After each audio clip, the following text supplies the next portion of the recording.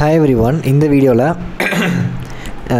SN1 mechanism பற்றி டீட்டெயிலாக பார்க்க போகிறோம். இதுக்கு முன்னாடி வீடியோவில் நியூக்ளியோஃபிலிக் சப்ஸ்டியூஷன் ரியாக்ஷன், அதாவது ரியாக்ஷன் மெக்கானிசமோட பேசிக்ஸ், அதில் சப்ஸ்டியூஷன் ரியாக்ஷன் எல்லா டைப் ஆஃப் ரியாக்ஷன் பார்த்துருந்தோம்.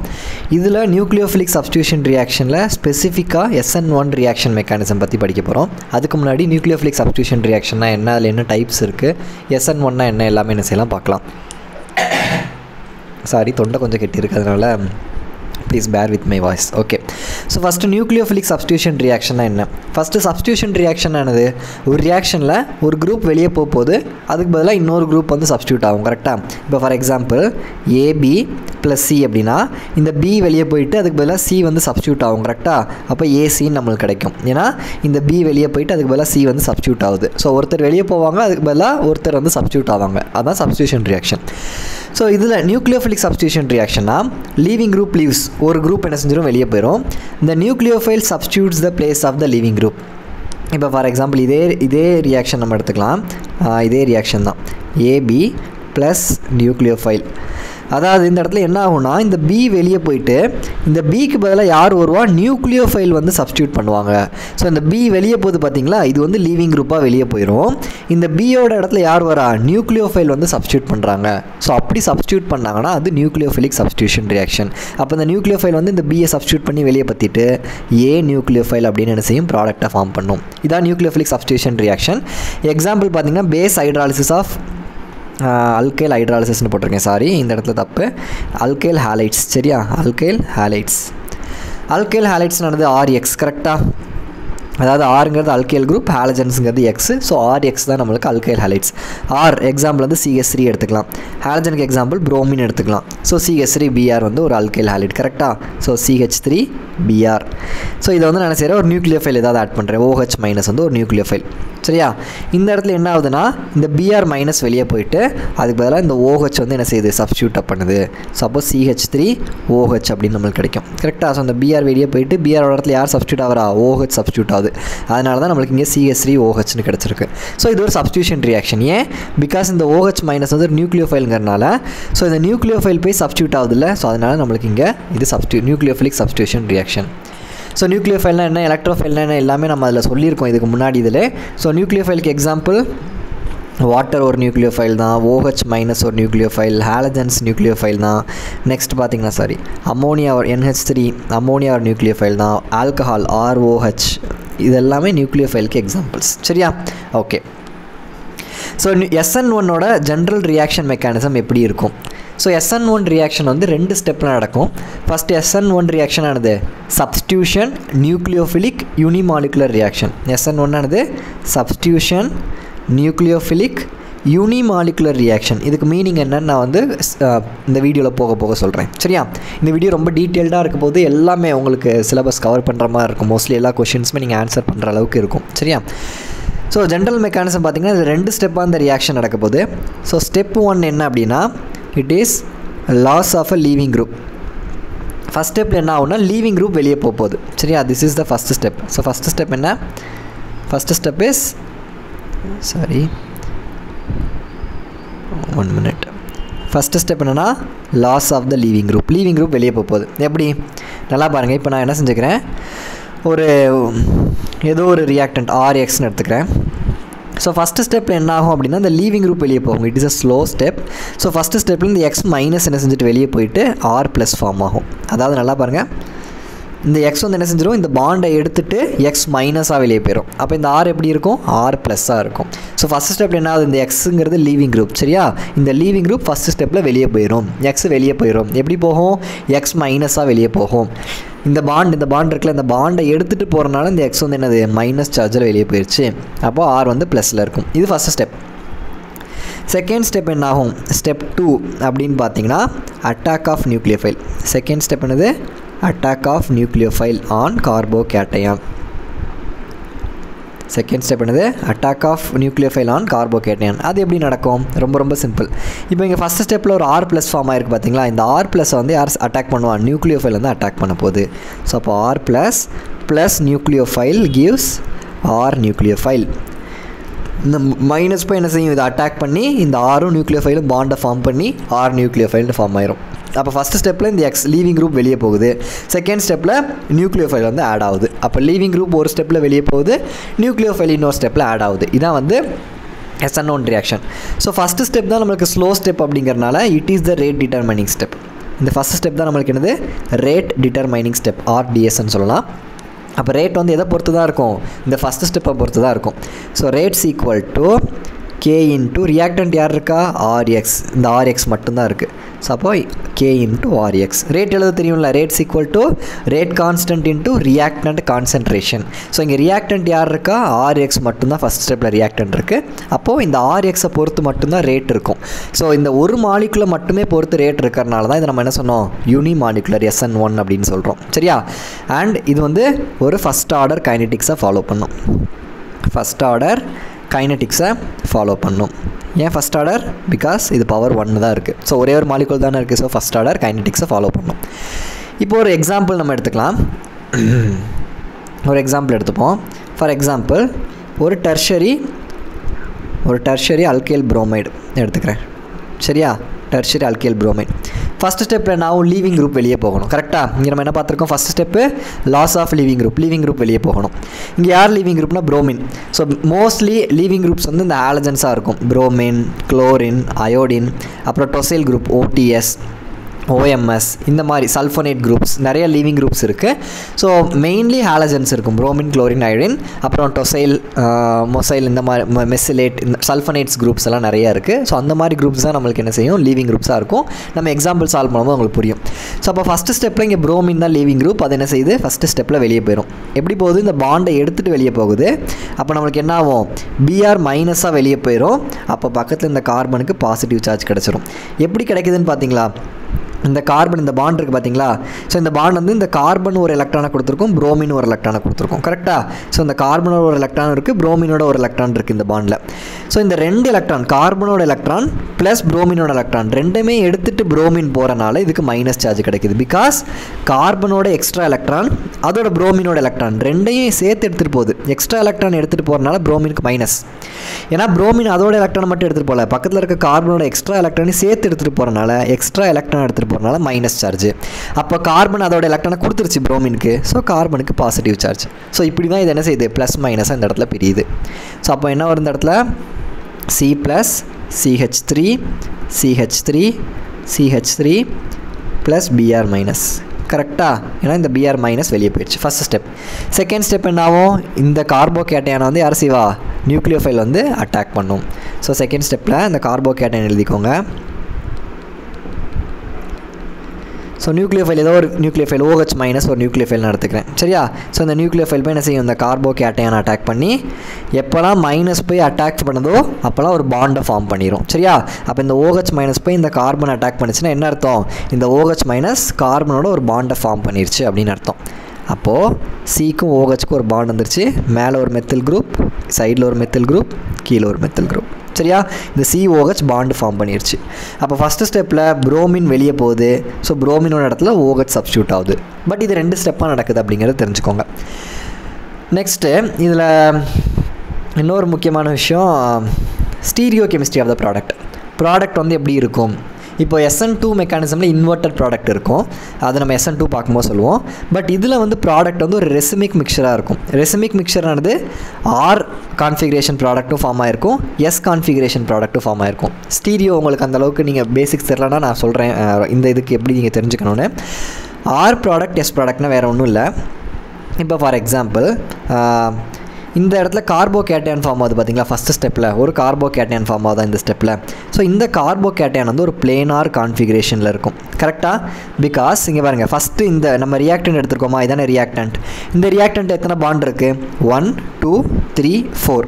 ஸோ sp3 ஹைப்ரிடைசேஷனில் இருக்கும். கரெக்டாக? ஏன்னா 1 2 3 4 4 பாண்ட் இருந்தால் sp3 ஹைப்ரிடைசேஷன். அப்போது ஃபஸ்ட்டு இது டெட்ராஹெட்ரல் ஜாமெட்ரியில் இருக்குது, sp3 டெட்ராஹெட்ரலில் இருக்குது. ஸோ இது வந்து டெட்ராஹெட்ரல் ஜாமெட்ரியில் இருந்திருக்கு. பட் இது புரோமின் வெளியே போனதுக்கப்புறம் எத்தனை பாண்ட் ஆயிடுச்சு, 1 2 3 3 பாண்ட் தான் இருக்குது. ஸோ 3 பாண்ட் இருந்தால் என்ன hybridisation, sp2 hybridisation. So planar ஜாமெட்ரிக்கு வந்துடும். ஸோ எப்போல்லாம் SN1 ரியாக்ஷன் நடக்குதோ ஸோ ஃபஸ்ட்டு ரியாக்டன்ட் டெட்ராஹெட்ரலில் இருக்கும். அகெயின் அது என்னவா மாறிடும், பிளேனார் ஜாமெட்ரியான ஒரு கார்போகேட்டைனை ஃபார்ம் பண்ணிடும். ஸோ இந்த கார்போகேட்டைன் எப்படி இருக்குது? This is planar geometry. பிளேனாரா? அப்போது பிளேனார்னால் எப்படி இருக்கும்? இப்படி தானே இருக்கும். ஸோ இங்கே ஒரு CH3, இங்கே ஒரு CH3, இங்கே ஒரு CH3. ஸோ இங்கே கார்போகேட்டைன் இப்படி இருக்கும். ஸோ இந்த கார்போகேட்டைன் எப்படி எக்ஸிஸ்ட் ஆகும்? பிளேனார் ஸ்ட்ரக்சரில் எக்ஸிஸ்ட் ஆகும். சரியா? இப்போது நியூக்ளியோஃபைல், இந்த OH மைனஸ் தானே நியூக்ளியோஃபைல். ஸோ இந்த நியூக்ளியோஃபைல் எப்படி அட்டாக் பண்ணலாம்? பேக் சைட்லேயும் அட்டாக் பண்ணலாம், ஃப்ரண்ட் சைட்லேயும் அட்டாக் பண்ணலாம். ஏன்? பிகாஸ் இது ஒரு பிளேனார் ஜாமெட்ரியில் இருக்குது. ஸோ ஒரே பிளேனில் இருக்குது. அப்போ நான் வந்து பேக் சைடு வழியாகவும் நியூக்ளியோஃபைல் வச்சு அட்டாக் பண்ண முடியும், ஃப்ரண்ட் சைடு வழியாகவும் என்ன செய்ய முடியும்? நியூக்ளியோஃபைல் அட்டாக் பண்ண முடியும். ஸோ நான் பேக் சைடு வழியாக அட்டாக் பண்ணால் எனக்கு ஒரு கான்ஃபிகரேஷன், எஸ் கான்ஃபிகரேஷன் கிடைக்கும். நான் வந்து ரைட் சைடு ஃப்ரண்ட் சைடு வழியாக அட்டாக் பண்ணால் எனக்கு ஆர் கான்ஃபிகரேஷன் கிடைக்கும். ஸோ பேக் சைடு அட்டாக்ல ஒரு டைப் ஆஃப் ப்ராடக்ட் கிடைக்கும், ஃப்ரண்ட் சைடு அட்டாக்ல ஒரு டைப் ஆஃப் ப்ராடக்ட் கிடைக்கும். அதனால தான் இது வந்து racemic mixture. Both R as well as S, ரெண்டு டைப் ஆஃப் ப்ராடக்ட் நம்மளுக்கு கிடைக்க போகுது. சரியா? அதான் இங்கே சொல்லியிருப்போம். Since carbocation is planar, nucleophile can approach from எனது both the sides leading to the formation of both R and S product. ஒருவேளை if the carbocation is less stable, then the nucleophile more likely attack the RX and easily gives the racemic product with more inversion. அதாவது இப்போ இந்த இடத்துல பாருங்கள், இந்த இடத்துல form ஆயிருக்க கார்போகேட்டைன் tertiary கார்போகேட்டைன். கரெக்டாக? ஏன்னா இந்த கார்போகேட்டைன் மேலே ஒரு கார்பன் கூட, லெஃப்ட் சைடில் ஒரு கார்பன் கூட, கீழே ஒரு கார்பன் கூட, 3 கார்பன் கூட அட்டாச் இருக்குது. கரெக்டாக? இந்த கார்போகேட்டைன் மேலே ஒரு கார்பன் கூட, லெஃப்ட் சைடில் ஒரு கார்பன் கூட, கீழே ஒரு கார்பன் கூட, 3 கார்பன் கூட அட்டாச் ஆயிருக்கு. ஸோ இது ஒரு டெர்ஷரி கார்போகேட்டைன். ஸோ டெர்ஷரி கார்போகேட்டைன் வந்து ரொம்ப ரொம்ப ஸ்டேபிளான ஒரு கார்போகேட்டைன் கம்பேரிட்டிவ்லி. அதனால் இது என்ன செய்யும்? கார்போகேட்டைன் ரொம்ப ஸ்டேபிளாகவே இருக்கும். இதுக்கப்புறமா நியூக்ளியோஃபைல் வந்து என்ன செய்யும்? அட்டாக் பண்ணும். கார்போகேட்டைன் ஃபார்ம் ஆனதுக்கப்புறம் நியூக்ளியோஃபைல் அட்டாக் பண்ணும். ஏன்? பிகாஸ் இது ஒரு ஸ்டேபிளான கார்போகேட்டைன்.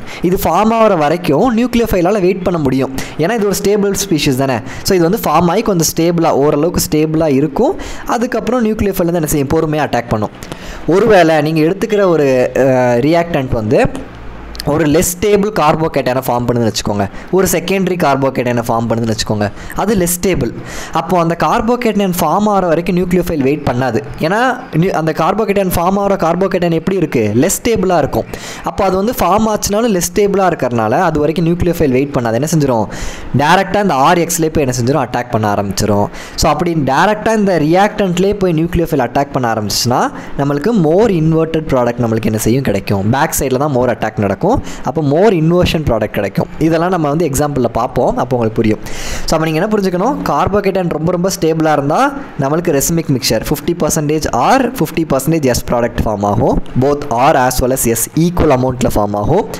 பட் நம்ம கார்போகேட்டைன் லெஸ் ஸ்டேபிளாக இருந்துச்சுன்னா அந்த கார்போகேட்டைன் ஃபார்ம் ஆகிற வரைக்கும் என்ன செய்யாது? நியூக்ளியோஃபைல் வெயிட் பண்ணாது. ஏன்னா அந்த கார்போகேட்டைன் லெஸ் ஸ்டேபிளாக இருக்காது. அப்போ அதுக்கு முன்னாடி நியூக்ளியோஃபைல் போய் என்ன செஞ்சிடும்? ரியாக்டன்ட்டை அட்டாக் பண்ணி மோர் இன்வெர்ட்டட் ப்ராடக்ட் தான் நம்மளுக்கு என்ன செய்யும்? கிடைக்கும். சரியா? அதுக்கு ஒரு எக்ஸாம்பிள் இங்கே கொடுத்துருப்பாங்க. என்ன எக்ஸாம்பிள்னால் இப்படி இருக்குது. மேலே மெத்தில் குரூப், இந்த சைடு ஏதோ ஒரு அல்கைல் குரூப் இருக்குது, இங்கே ஈத்தாயில் குரூப் இருக்குது, இங்கே குளோரின் இருக்குது. சரியா? இப்போ நம்ம என்ன செய்கிறோம்? இந்த water in presence of acetone போடுறோம். இது ஒரு SN1 ரியாக்ஷன் தான். சரியா? அப்போ இந்த இடத்துல யார் வந்து நமக்கு நியூக்ளியோஃபைல்னால் வாட்டர். ஸோ இந்த H2O தான் இப்போ என்ன செய்ய போகுது? ரீப்ளேஸ் பண்ண போகுது. இதுதான் நம்மளுக்கு நியூக்ளியோஃபைல். சரியா? வாட்டர் தான் நியூக்ளியோஃபைல். அப்போ இந்த வாட்டர் இப்போ என்ன செய்யும்? இந்த கார்பன் அட்டாக் பண்ணி குளோரின் லீவிங் குரூப்பை வெளியே அனுப்பிடும். கரெக்டாக? ஸோ இந்த குளோரின் வெளியே போகும், அதுக்கு பதிலாக இந்த வாட்டர் போய் சப்ஸ்டியூட் ஆகும். அதான nucleophilic substitution reaction. Leaving group chlorine வெளியே போகணும், அதுக்கு பதிலாக நியூக்ளியோஃபைல் யார்? வாட்டர் வந்து சப்ஸ்டியூட் ஆகணும். பட் வாட்டர் வந்து எப்படி இருக்காது? CH2O ஃபார்ம் பண்ணாது, அது OH தான் இப்போ என்ன செய்யும்? அட்டாக் ஆகும். கரெக்டாக? இப்படி இருக்கும். CH3 R ஈத்தாயில். இப்போ இந்த இடத்துல வாட்டர் தான் இருக்கும், H2O இருக்கும். சரியா? இப்படி இருக்கும். வாட்டர் வந்து OHHன்னு இருக்கும். இந்த இடத்துல இப்படி இருக்கும். பட் இது வந்து OH2, இந்த வாட்டர் இப்படி இருக்காது. என்ன செய்யணும்னா ஒரு H+ என்ன செஞ்சிடும்? ரிமூவ் பண்ணிவிட்டு, ஒரு H+ அது என்ன செஞ்சிடும்? ரிமூவ் பண்ணிவிட்டு இந்த மாதிரி எக்ஸிஸ்ட் ஆகும். CH3 R ஈத்தாயில் குரூப் OHன்னு தான் இருக்கும். பிகாஸ் இந்த வாட்டர் வந்து இப்படி தான் அட்டாக் பண்ணும், வாட்டராக தான் போய் அட்டாக் பண்ணும். பட் வாட்டர் எப்போதுமே ஒரு H+ என்ன செஞ்சிடும்? ரிமூவ் பண்ணிவிட்டு OHஆ தான் என்ன செய்யும்? இருக்கும். இதை நீங்கள் என்ன செஞ்சுக்கணும்? தெரிஞ்சுக்கணும். சரியா? அப்போது நம்மளுக்கு குளோரின் வந்து வெளியே போயிட்டு OHங்கிற நியூக்ளியோஃபைல் என்ன செஞ்சிருக்கு? இந்த இடத்துல சப்ஸ்டியூட் ஆகிருக்கு. பட் இந்த இடத்துல எப்படி ப்ராடக்ட் நம்மளுக்கு ஃபார்ம் ஆயிருக்குன்னு பார்த்தீங்கன்னா, 2 விதமான ப்ராடக்ட். இது எக்ஸ்பெரிமெண்டலி ஃபைண்டு. 2 விதமான ப்ராடக்ட் நம்மளுக்கு ஃபார்ம் ஆகிருக்கு. இங்கே பாருங்கள், இப்படி ஒரு ப்ராடக்ட் ஃபார்ம் ஆகிருக்கு. நான் எழுதிடுறேன். ஈத்தாயில், அப்புறம் சாரி இங்கே OH, இன்னொரு கேஸில் இங்கே OH, இங்கே R குரூப். இது ரெண்டுக்கு என்ன வித்தியாசம் பாருங்கள். இந்த இடத்துல டேரெக்டாக குளோரின் வெளியே போயிட்டு OH டேரெக்டாக அட்டாக் பண்ணியிருக்கு பார்த்தீங்களா. இந்த மீத்தேல் குரூப் அப்படியே இருக்குது, இந்த R குரூப் அப்படியே இருக்குது, இந்த ஈத்தேல் குரூப் அப்படியே இருக்குது, எதுவுமே சேஞ்ச் ஆகலை. இந்த குளோரின் பதிலாக இங்கே OH வந்திருக்கு. ஸோ இது சேம் சைடில் அட்டாக் நடந்திருக்கு. ஏன்னா இந்த குளோரின் இருக்க சேம் சைடில் என்ன செஞ்சுருக்கு, இந்த OH அட்டாக் நடந்திருக்கு. ஸோ இது வந்து சேம் சைடு அட்டாக், பேக் சைடில் நடக்கலை. பட் இந்த கேஸில் பாருங்கள், இந்த CH3 அப்படியே இருக்குது, பிரச்சனை இல்லை.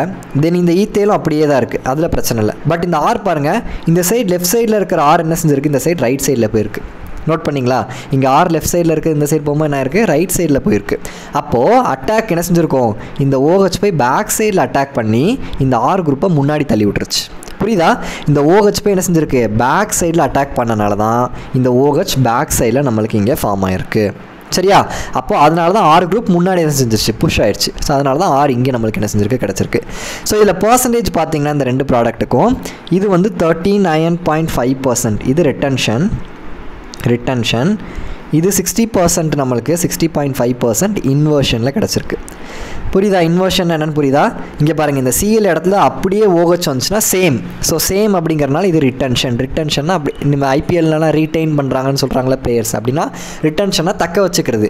இந்த குளோரின் பதிலாக அப்படியே OH வந்திருக்கு. ஸோ இந்த கான்ஃபிகரேஷன் அப்படியே என்ன செஞ்சுருக்கு, ரீட்டைன் ஆகிருக்கு, தக்க வச்சிருக்கு. பட் இந்த இடத்துல என்ன செஞ்சுருக்கு, இந்த ஆரை முன்னாடி வந்து OH பின்னாடி வழியாக அட்டாக் பண்ணியிருக்கு. என்ன செய்யும்னா அந்த குளோரின் வெளியே போயிடும், இந்த OH என்ன செய்யும், பின்னாடி வழியாக அட்டாக் பண்ணியிருக்கு. ஸோ அதனால தான் OH இங்கே பின்னாடி வந்திருக்கு. ஸோ இன்வெர்ட் ஆகிருக்கு. பின்னாடினா இன்வர்ஷன், திரும்பி இருக்குது. ஸோ அதனால தான் இது இன்வர்ஷன் சொல்கிறோம். இது 60.5% நம்மளுக்கு என்ன செஞ்சிருக்கு, கிடச்சிருக்கு. ஏன் இந்த இடத்துல இன்வர்ஷன் அதிகமாக வந்திருக்கு, நான் சொன்னேன் மோர் இன்வர்ஷன் எப்போ கிடைக்கும், எப்பப்போ கார்போகேட்டையான் லெஸ் ஸ்டேபிளாக இருக்கோ அப்போ நம்மளுக்கு என்ன செய்யும் அப்படின்னா மோர் இன்வர்ஷன் கிடைக்கும். அப்போ இந்த இடத்துல குளோரின் வெளியே போயிட்டு இங்கே ஃபார்ம் ஆகிற கார்போகேட்டையான் மேபி லெஸ் ஸ்டேபிளாக இருந்திருக்கலாம். அதனால தான் நம்மளுக்கு 60.5% இன்வர்ஷன் அதிகமாக கிடச்சிருக்கு. ஸோ இதெல்லாம் experimentally find result. Next rearrangement of carbocation நடக்கிறதுக்கு வாய்ப்பு இருக்குது. If there is a chance of forming more stable carbocation than the one which is formed, then the rearrangement such as hydrate shift or R shift happens to form more stable carbocation. அதாவது என்ன சொல்கிறாங்கன்னா, நான் சொன்னேன் first ஸ்டெப்பில் leaving group வெளியே போனதுக்கப்புறம் ஒரு கார்போகேட்டையான் form ஆகும்னு சொன்னோம். கரெக்டாக. இந்த புரோமின் லீவிங் குரூப் வெளியே போனதுக்கப்புறம் கார்போகேட்டையான் ஃபார்ம் ஆகும்னு சொல்லியிருக்கேன். ஸோ இந்த கார்போகேட்டையான் வந்து ஒரு லெஸ் ஸ்டேபிளாக இருக்குது. ஆனால் இந்த கார்போகேட்டையான் மோர் ஸ்டேபிளாக மாறுறதுக்கு வாய்ப்பு இருக்குது அப்படின்னா, அதாவது என்ன சொல்கிறோன்னா, இப்போ ஃபார் எக்ஸாம்பிள் நான் ஒரு எக்ஸாம்பிள் சொன்னால் உங்களுக்கு நல்லா புரியும். CH3 CH CH3 CH Cl CH3. சரியா. ஓகே சரி. இந்த CH இருக்குது பார்த்தீங்கன்னா, இந்த CH நான் என்ன செஞ்சுக்கிறேன், இப்படி எழுதிக்கிறேன். இந்த இடத்துல ஹைட்ரஜன் இப்படி போட்டுக்கோம், ஹைட்ரஜன். இப்போ நல்லா பாருங்கள், ஃபஸ்ட்டு ஸ்டெப்பில் என்ன செய்யும், லீவிங் குரூப் வெளியே போகும். கரெக்டாக. ஸ்டெப் 1 என்னது, லீவிங் குரூப் வெளியே போகும். ஸோ இந்த குளோரின் தான் லீவிங் குரூப். ஸோ அது பாண்ட் எடுத்து என்ன செஞ்சிடும், இப்படி போயிடும். So CH3 C CH3 H CH, இந்த இடத்துல கார்போகேட்டையான் ஃபார்ம் ஆகும். இங்கே CH3. கரெக்டாக. ஏன்னா லீவிங் குரூப் அந்த பாண்டை எடுத்துகிட்டு குளோரின் போகிறனால இந்த கார்பனுக்கு பாசிட்டிவ் சார்ஜ் கிடைக்கும். ஸோ அந்த கார்பன் பாசிட்டிவ் சார்ஜ் போட்டாச்சு. இதுதான் கார்போகேட்டையான் ஃபார்ம் ஆகிருக்கு ஃபஸ்ட்டு ஸ்டெப்பில் லீவிங் குரூப் போனதுக்கப்புறம். ஸோ இந்த கார்போகேட்டையான் பிரைமரியாக செகண்டரியாக டெர்ஷரியான்னு பாருங்கள். ஸோ இந்த கார்போகேட்டையான் லெஃப்ட் சைடில் ஒரு கார்பன் கூட அட்டாச் ஆயிருக்கு, ரைட் சைடில் ஒரு கார்பன் கூட அட்டாச் ஆயிருக்கு. ஸோ 2 கார்பன் கூட அட்டாச் ஆயிருக்கு. இந்த கார்போகேட்டையான் என்ன செஞ்சிருக்கு, அதாவது இந்த கார்போகேட்டையான் இருக்குல்ல, இந்த கார்போகேட்டையான் லெஃப்ட் சைடில் ஒரு கார்பன் கூட அட்டாச் ஆயிருக்கு, ரைட் சைடில் ஒரு கார்பன் கூட அட்டாச் ஆயிருக்கு. ஸோ 2 கார்பன் கூட அட்டாச் ஆயிருக்கனால இது வந்து என்னது, செகண்டரி கார்போகேட்டையான். இந்த கார்போகேட்டையான் என்னது, it is a secondary கார்போகேட்டையான். But நல்லா பாருங்கள், இந்த இடத்துல இந்த ஹைட்ரஜனை இங்கே நான் தூக்கி போட்டுட்டேன்னா எனக்கு கார்போகேட்டையான் இங்கே ஃபார்ம் ஆகும். கரெக்டாக. நல்லா பாருங்கள், இந்த ஹைட்ரஜன் இருக்குது பார்த்தீங்களா, இந்த ஹைட்ரஜனை நான் இங்கே தூக்கிட்டு போட்டேன்னா இங்கே எனக்கு கார்போகேட்டையான் ஃபார்ம் ஆகும். கரெக்டாக. புரியுதா எப்படின்னு? பிகாஸ் இந்த பாண்ட் எடுத்துகிட்டு என்ன செஞ்சுருது, ஹைட்ரஜன் இங்கே போச்சுன்னு வச்சுக்கோங்க, அப்போ இந்த கார்பன் கிட்ட பாசிட்டிவ் சார்ஜ் வரும். கரெக்டாக. ஏன்னா குளோரின் பாண்ட் எடுத்துகிட்டு போகும்போது இந்த கார்பனுக்கு பாசிட்டிவ் சார்ஜ் கிடைக்குது. ஸோ ஒரு ஸ்பீஷீஸ் பாண்டை எடுத்துகிட்டு போயிடுச்சுனாலே அங்கே பாசிட்டிவ் சார்ஜ் ஃபார்ம் ஆகும். அப்போ இந்த ஹைட்ரஜன் என்ன செய்யுதுன்னா அந்த பாண்டை எடுத்துகிட்டு இந்த கார்பனுக்கு போயிருதுன்னு வச்சுக்கோங்க, அப்போ இந்த கார்பனுக்கு பாசிட்டிவ் சார்ஜ் கிடைக்கும். ஏன் பாசிட்டிவ் சார்ஜ் கிடைக்குது? பிகாஸ் இந்த கார்பனோட ஹைட்ரஜனோட எலக்ட்ரான் இந்த ஹைட்ரஜனோட எலக்ட்ரான் ரெண்டையும் சேர்த்து என்ன செய்யுது, இந்த ஹைட்ரஜன் எடுத்துகிட்டு போயிடுது. அப்போ இந்த கார்பனுக்கு எலக்ட்ரான் கம்மியாகும். ஸோ அப்போ இங்கே பாசிட்டிவ் சார்ஜ் கிடைக்கும். அப்போ இங்கே இருக்க பாசிட்டிவ் சார்ஜ் என்ன ஆயிரும், அதுவும் என்ன செஞ்சிடும், நெக்லெக்ட் ஆயிரும். பிகாஸ் நீங்கள் வந்து என்ன புரிஞ்சுக்கணும்னா இந்த பாண்ட் வந்து ஒரு நெகட்டிவ் சார்ஜ் மாதிரி நீங்கள் கன்சிடர் பண்ணிக்கணும். ஏன்னா அது எலக்ட்ரான்ஸ் தானே, பாண்டுங்கிறது எலக்ட்ரான். அப்போ இது நெகட்டிவ் சார்ஜ். ஸோ அந்த நெகட்டிவ் சார்ஜ் இங்கே போச்சுன்னா இங்கே பாசிட்டிவ், இங்கே நெகட்டிவ். ஸோ ரெண்டும் சேஞ்சஸ், அந்த இடத்துல சார்ஜ் கேன்சல் ஆயிரும். ஸோ அப்போ இந்த ஹைட்ரஜன் இங்கே போகும்போது இந்த இடத்துல பாசிட்டிவ் சார்ஜ் போயிடும். பட் இந்த இடத்துல நம்மளுக்கு என்ன செஞ்சிடும், பாசிட்டிவ் சார்ஜ் வரும். அப்போ நான் என்ன செய்கிறேன்னா hydride shift, H minus shift, அதான் ஹைட்ரேட் ஷிஃப்ட்னு சொல்லுவாங்க. அப்போ என்ன செய்யுது, இந்த ஹைட்ரஜன் அதோட பாண்டை எடுத்துகிட்டு இந்த கார்பனுக்கு போகுது. அப்போ ப்ராடக்ட் எப்படி ஃபார்ம் ஆகுது பாருங்கள், CH3 CH3 CH2 CH3 positive charge. நல்லா பாருங்கள், இந்த பாண்ட் எடுத்துகிட்டு இந்த கார்பன் கிட்ட போயிடுச்சு. ஓகேவா? அப்போ ஆல்ரெடி இங்கே CH இருக்குது, இன்னொரு H போச்சுன்னா CH2 ஆகும். கரெக்டாக? ஸோ அந்த CH2 இங்கே போட்டாச்சு. Okay fine. நெக்ஸ்ட்டு இந்த இடத்துல கார்பனுக்கு என்ன செஞ்சிருச்சு, பாசிட்டிவ் சார்ஜ் இருந்துச்சு. ஏன் பாசிட்டிவ் சார்ஜ் இருந்துச்சு, பிகாஸ் அதோட எலக்ட்ரானை சேர்த்து இந்த ஹைட்ரஜன் என்ன செஞ்சிருச்சு, எடுத்துகிட்டு போயிடுச்சு. ஸோ அப்போ எப்போலாம் இந்த மாதிரி ஹைட்ரேட் ஷிஃப்ட் மீத்தேல் ஷிஃப்ட்லாம் நடக்குதோ அப்போது அந்த பர்டிகுலர் கார்பனில் பாசிட்டிவ் சார்ஜ் வந்துடும். அதனால தான் இங்கே பாசிட்டிவ் சார்ஜ் வந்திருக்கு. இப்போ பாருங்கள் இந்த கார்பன் ப்ரைமரியாக செகண்டரியாக டெர்ஷரியான்னு பாருங்கள். இந்த கார்பன் வந்து பக்கத்தில் எத்தனை கார்பன் கூட அட்டாச் ஆயிருக்கு, ரைட் சைடில் ஒரு கார்பன், லெஃப்ட் சைடில் ஒரு கார்பன், மேலே ஒரு கார்பன், 3 கார்பன் கூட அட்டாச் இருக்குது. கரெக்டாக? எந்த கார்பனை சொல்கிறேன், இப்போ நான் ரவுண்ட் பண்ணுறேன் பார்த்தீங்களா, இந்த கார்பன் வந்து எத்தனை கார்பன் கூட அட்டாச் ஆயிருக்கு, மேலே ஒரு கார்பன் கூட, ரைட் சைடில் ஒரு கார்பன் கூட, லெஃப்ட் சைடில் ஒரு கார்பன் கூட, 3 கார்பன் கூட அட்டாச் ஆயிருக்கு. ஸோ அப்போ இது வந்து என்னது, டெர்ஷரி கார்போகேட்டையான். அப்போது நல்லா பாருங்கள், மேலே ஃபஸ்ட்டு ஃபார்ம் ஆனது எனக்கு செகண்டரி கார்போகேட்டையான், லீவிங் குரூப் வெளியே போன உடனே எனக்கு ஃபார்ம் ஆனது ஒரு செகண்டரி கார்போகேட்டையான் தான் இந்த இடத்துல ஃபார்ம் ஆகிருக்கு. கரெக்டாக? இந்த குளோரின் போன உடனே இந்த இடத்துல ஃபார்ம் ஆன கார்போகேட்டையான் இஸ் செகண்டரி. பட் இந்த ஒரு ஹைட்ரஜனை நான் இங்கேருந்து இங்கே ஷிஃப்ட் பண்ணும்போது எனக்கு இந்த இடத்துல கிடைச்ச கார்போகேட்டையான் எப்படி கிடச்சிருக்கு, டெர்ஷரியாக கிடச்சிருக்கு. அப்போது செகண்டரியை விட டெர்ஷரி இஸ் மோர் ஸ்டேபிள். கரெக்டாக? அப்போது எப்போலாம் இந்த மாதிரி செகண்டரியை விட டெர்ஷரியில் எங்கே ஃபார்ம் ஆகிறதுக்கு வாய்ப்பு இருக்கோ அந்த டைமில் என்ன செய்யும், ரீஅரேஞ்ச்மெண்ட் நடக்கும். ரீஅரேஞ்ச்மெண்ட்னா இந்த பார்த்தீங்களா, இந்த ஹைட்ரஜன் அதோட இடத்துல இருந்து என்ன செஞ்சிச்சு, இந்த இடத்துக்கு மாறி போச்சுல. ஸோ அது மாதிரி ரீஅரேஞ்ச்மெண்ட் நடக்கும். So this is known as the rearrangement of carbocation. எப்போல்லாம் செகண்டரி கார்போகேட்டையான் இருக்கோ அப்போ பக்கத்தில் பாருங்கள் டெர்ஷரி ஃபார்ம் ஆகிறதுக்கு வாய்ப்பு இருக்கான்னு. இப்போ இந்த இடத்துல செகண்டரி தான் எனக்கு ஃபார்ம் ஆச்சு. இப்போ இந்த ஹைட்ரஜனை நான் ரீஅரேஞ்ச் பண்ணுறது மூலயமா இந்த இடத்துல டெர்ஷரி வரதுக்கு வாய்ப்பு இருக்குது. ஸோ அதனால் நான் என்ன செஞ்சேன், ரீஅரேஞ்ச்மெண்ட் பண்ணிட்டேன். Okay fine. நெக்ஸ்ட் இந்த SN1 ரியாக்ஷன் மெக்கானிசமில் ரிங் எக்ஸ்பான்ஷனும் பாசிபிள் இருக்குது, ரிங் கான்ட்ராக்ஷனும் நம்மளுக்கு என்ன செய்யுது, பாசிபிள் இருக்குது. அதை பற்றி பார்ப்போம், ring expansion and ring contraction பற்றி. ஸோ இந்த இதில் ரிங் எக்ஸ்பான்ஷன் எப்படி ஃபார்ம் ஆக போகுது நல்லா பாருங்கள். இப்போ ஃபஸ்ட்டு ஸ்டெப்பில் எப்போவுமே லீவிங் குரூப் வெளியே போகும். கரெக்டாக? 1 மினிட் என்னோட நோட்ஸ் வச்சுக்கிறேன். ஓகே, ஸோ ஃபஸ்ட்டு ஸ்டெப் என்ன ஆகும், லீவிங் குரூப். இது ஒரு SN1 ரியாக்ஷன் அசியூம் பண்ணிக்கோங்க. ஃபஸ்ட் ஸ்டெப்பில் என்ன ஆகும், இந்த குளோரின் லீவிங் குரூப் வெளியே போயிடும். அப்போ குளோரின் வந்து இந்த பாண்டு எடுத்துகிட்டு என்ன செஞ்சிடும், வெளியே போயிடும். அப்போ குளோரின் மைனஸாக வெளியே போயிடும். ஸோ இந்த பாண்டு எடுத்துகிட்டு குளோரின் மைனஸாக வெளியே போயிடும். பட் இந்த இடத்துல பாசிட்டிவ் சார்ஜ் கிடைக்கும். கரெக்டாக? ஏன்னா இந்த பாண்டு இங்கே ஒரு கார்பன் இருக்குது. ஸோ இந்த பாண்டு எடுத்துகிட்டு குளோரின் போகிறனால குளோரினுக்கு மைனஸும் இந்த கார்பனுக்கு பாசிட்டிவும் கிடைக்கும். அப்போது ஃபஸ்ட்டு ஸ்டெப் என்ன ஃபார்ம் ஆகும், இப்படி ஃபார்ம் ஆகும். கரெக்டாக? பிகாஸ் இந்த குளோரின் பாண்ட் எடுத்துகிட்டு போயிடுச்சு. ஸோ இந்த இடத்துல பாசிட்டிவ் சார்ஜ் நம்மளுக்கு கிடச்சிருச்சு. ஸோ அந்த பாசிட்டிவ் சார்ஜை நான் போட்டுட்டேன். குளோரின் என்ன செஞ்சிச்சு, -C எல்லாம் வெளியே போயிடுச்சு. இப்போது எப்போலாம் ரிங் எக்ஸ்பான்ஷன் பாசிபிள்னா, ஒரு ரிங் இருக்குது, ரிங்குக்கு வெளியே ஒரு கார்பன் இருக்கணும். நல்லா ஞாபகம் வச்சுக்கோங்க, ஒரு ரிங் இருக்குது, ரிங்குக்கு வெளியே ஒரு கார்பன், அதுக்கு மேலே பாசிட்டிவ் சார்ஜ் இருந்தால் ரிங் எக்ஸ்பான்ஷன் நடக்கும். எக்ஸ்பான்ஷன் ஆனது 5 மெம்பர் ரிங் 6 மெம்பர் ரிங்காக பெருசாகும், 4 மெம்பர் ரிங் 5 மெம்பர் ரிங்காக பெருசாகும். ஸோ ஒரு ரிங் வந்து எனது எக்ஸ்ட்ராவாக வருது, இங்கே 5 மெம்பரில் இருக்குது, இப்போ 6 மெம்பராக பெருசாகும். அதுதான் வந்து ரிங் எக்ஸ்பான்ஷன், எக்ஸ்பேண்ட் ஆகிறது. அப்போ எப்போ நடக்கும் எக்ஸ்பான்ஷன், ஒரு ரிங் இருக்குது, ரிங்குக்கு வெளியே ஒரு கார்பன், அதுக்கு மேலே பாசிட்டிவ் சார்ஜ் இருந்தால் ரிங் எக்ஸ்பான்ஷன் நடக்கும். அதே ரிங் கான்ட்ராக்ஷன் எப்போ நடக்கும்னா, நல்லா பாருங்கள், இந்த இடத்துல என்ன இருக்குது, அதே மாதிரி தான், இங்கே ஒரு கார்பன், இங்கே ஒரு கார்பன், இங்கே 4 கார்பன். ஸோ இந்த ரிங்கில் டேரெக்டாக ஹாலஜன் அட்டாச் ஆயிருக்கு. ஸோ இது லீவிங் குரூப் வெளியே போயிடுச்சுன்னு வச்சுக்கோங்க. ஸோ இது லீவிங் குரூப் வெளியே போயிடுச்சு. அப்போ பாசிட்டிவ் சார்ஜ் எங்கே வரும், இந்த இடத்துல ஃபார்ம் ஆகும். கரெக்டாக? ஏன்னா இங்கே கார்பன் இருக்குது, இங்கே ஹாலஜன் இருக்குது. ஸோ இந்த ஹாலஜன் எலக்ட்ரான் எடுத்துக்கிச்சுன்னா இது மைனஸ். ஸோ அப்போ இந்த கார்பனுக்கு ஆட்டோமேட்டிக்காக ப்ளஸ் வந்துடும். ஸோ அப்போ ஃபஸ்ட்டு ஸ்டெப்பில் இந்த ஹாலஜன் வெளியே போச்சுன்னு வச்சுக்கோங்க. எனக்கு எங்கே பாசிட்டிவ் சார்ஜ் கிடைக்கும், ரிங்குக்கு மேலேயே பாசிட்டிவ் சார்ஜ் கிடைக்கும். பிகாஸ் இந்த பாண்டை எடுத்துகிட்டு இந்த எக்ஸ் போயிடுச்சு. அப்போ ஆட்டோமேட்டிக்காக இதில் இருக்க கார்பனுக்கு என்ன செஞ்சிடும், பாசிட்டிவ் சார்ஜ் கிடச்சிரும். கரெக்டாக? அப்போது ரிங்குக்கு மேலேயே பாசிட்டிவ் சார்ஜ் இருந்தால் ரிங் கான்ட்ராக்ஷன் நடக்கும். ரிங்குக்கு மேலேயே நான் கரெக்டாக பாருங்கள், ரிங்குக்கு மேலேயே பாசிட்டிவ் சார்ஜ் இருந்தால் ரிங் கான்ட்ராக்ஷன் நடக்கும். அதாவது ரிங்கு சுருங்கும், 4 மெம்பர்லேருந்து 3 மெம்பராக சுருங்கும். பட் ரிங்குக்கு மேலே ஒரு கார்பன் வெளியே இருக்குது, அதில் பாசிட்டிவ் சார்ஜ். நல்லா பாருங்கள், இதான் ரிங்கை விட்டு வெளியே ஒரு கார்பன் இருக்குது, அதுக்கு மேலே பாசிட்டிவ் சார்ஜ் இருந்தால் எக்ஸ்பேன்ஷன் பெருசாகும் ரிங்கு. பட் ரிங்குக்கு மேலே டேரெக்டாக பாசிட்டிவ் சார்ஜ் இருந்தால் ரிங் கான்ட்ராக்ஷன், ரிங்கு சுருங்கும். சரியா? இப்போ இங்கே எப்படி எக்ஸ்பேன்ஷன் நடக்க போகுதுன்னு பார்த்துக்கோங்க. ஃபஸ்ட் நம்பர் கொடுத்துட்டிங்கன்னா ரொம்ப ஈஸியாக இருக்கும் உங்களுக்கு. ஃபஸ்ட் நம்பர் கொடுத்துக்கோங்க. இங்கே ஒரு கார்பன் இருக்குல்ல, 1 2 3 4 5 6 நம்பர் கொடுத்தாச்சா? எந்த பாண்டை உடைக்கணும்னா 2 3 பாண்டை உடைக்கணும். சரியா? அதாவது எப்போவுமே நான் வச்சுக்கோங்க, இந்த கார்போகேட்டையான் இருக்குல்ல, அதுதான் நம்பர் 1 வச்சுக்கணும். நம்பர் 1 2 3 4 5 6 பாண்டு உடைக்கிறது வந்து கார்போகேட்டையானுக்கு அடுத்த கார்பன். ஸோ அந்த பாண்டை தான் உடைக்கணும். 2 6 பாண்டை தான் நீங்கள் என்ன செய்ய போகிறீங்க, உடைக்க போகிறீங்க. இந்த பாண்டை உடைக்க போகிறீங்க. சரியா? இந்த பாண்டை உடைக்க போகிறீங்க.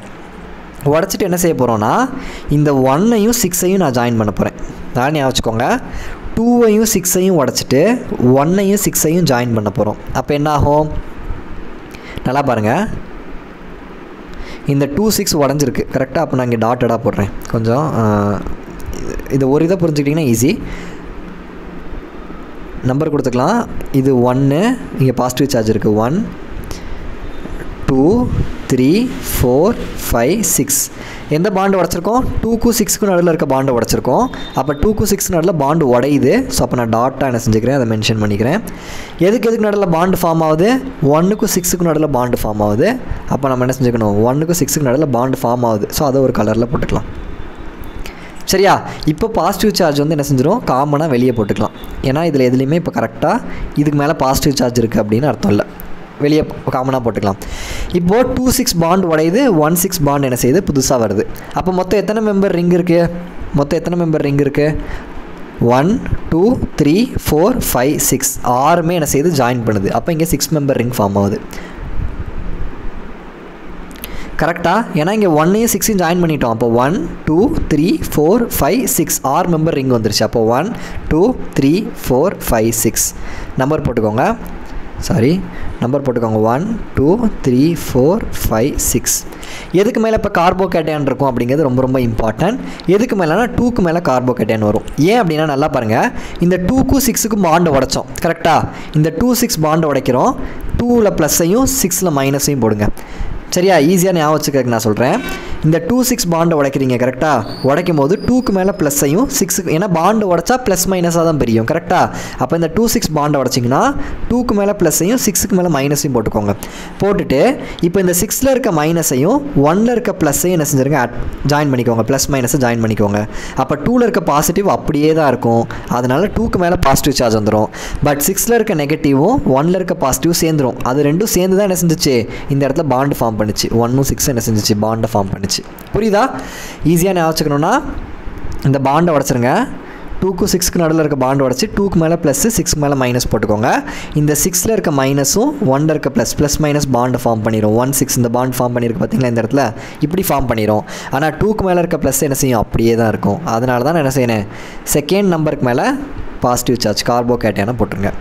இப்போ இதுக்கப்புறம் நீங்கள் நியூக்ளியோஃபைல் அட்டாக் பண்ணிங்கன்னா நியூக்ளியோஃபைல் எங்கே போகும், செகண்ட் பொசிஷனில் போய் தான் அட்டாக் பண்ணும். பிகாஸ் பாசிட்டிவ் சார்ஜுக்கு மேலே தானே நியூக்ளியோஃபைல் போய் அட்டாக் பண்ணும். இந்த இடத்துல பார்த்துருக்கோமா, கார்போகேட்டையான் ப்ளஸ் எங்கே இருக்கோ, இங்கே பாருங்கள், கார்போகேட்டையான் ப்ளஸ் எங்கே இருக்கோ அங்கே தான் போய் என்ன செய்யும், நியூக்ளியோஃபைல் மைனஸ் போய் அட்டாக் பண்ணும். ஏன்னா இது plus, nucleophile minus. So minus போய் எப்போவுமே ப்ளஸ்ஸை தான் அட்டாக் பண்ணும். அப்போது இங்கே நியூக்ளியோஃபைல் வந்து எங்கே அட்டாக் பண்ணும், நியூக்ளியோஃபைல் வந்து இந்த ப்ளஸ் இருக்குல்ல, அங்கே தான் இந்த நியூக்ளியோஃபைல் போய் அட்டாக் பண்ணும். அப்போ ப்ராடக்ட் எப்படி கிடைக்கும், ஸோ இந்த இடத்துல நம்மளுக்கு என்ன செய்ய போகுது, நியூக்ளியோஃபைல் வரப்போகுது. சரியா? அப்போ ஆரம்பித்தது 5 மெம்பர், பட் நம்மளுக்கு ப்ராடக்ட் எப்படி கிடச்சிருக்கு, ஸ்டார்டிங் வந்து 5 மெம்பர், பட் கிடச்சிருக்க ப்ராடக்ட் 6 மெம்பர். ஸோ இந்த மாதிரி ரிங் எக்ஸ்பேன்ஷன் நடக்கும். எப்போது ஒரு ரிங்குக்கு வெளியே ஒரு கார்பன், அதுக்கு மேலே பாசிட்டிவ் சார்ஜ் இருந்தால் ரிங் எக்ஸ்பேன்ஷன் நடக்கும். பட் ரிங்குக்கு மேலேயே பாசிட்டிவ் சார்ஜ் இருந்தால் ரிங் கான்ட்ராக்ஷன். இதுக்கும் நம்பர் கொடுத்துக்கோங்க. இல்லைனா எப்படி சொல்லலாம், ஈஸியாக நம்ம இங்கேயும் அதே மாதிரி வச்சுக்கோங்க. சும்மா நீங்கள் நம்பர் கொடுத்தாலும் கொடுக்கலாம்னு பிரச்சனை இல்லை. 1 2 3 4. சரியா? இப்போ நான் என்ன பண்ண போகிறேன், இந்த பாண்டு உடைக்க போகிறேன். 2 3 பாண்டு உடைக்க போகிறேன். 2 3 பாண்டு உடைச்சிட்றேன். அப்போது 3க்கு மைனஸ் 2க்கு ப்ளஸ், ஏன்னா பாண்டை உடச்சனாலே ப்ளஸ் மைனஸாக தானே பிரியும். So 2 + 3 minus. 1 மினிட். ஓகே, ஒரு பாண்டை உடச்சா ப்ளஸ் மைனஸாக தானே பிரியும். ஸோ ஒரு பாண்டை உடச்சா ப்ளஸ் மைனஸாக தான் நம்மளுக்கு பிரிய போகுது. ஸோ அப்போ 2க்கு ப்ளஸ்ஸும் 3க்கு மைனஸும் போட்டுக்கோங்க. சரியா? அப்போ இங்கே மைனஸ், இங்கே ப்ளஸ்.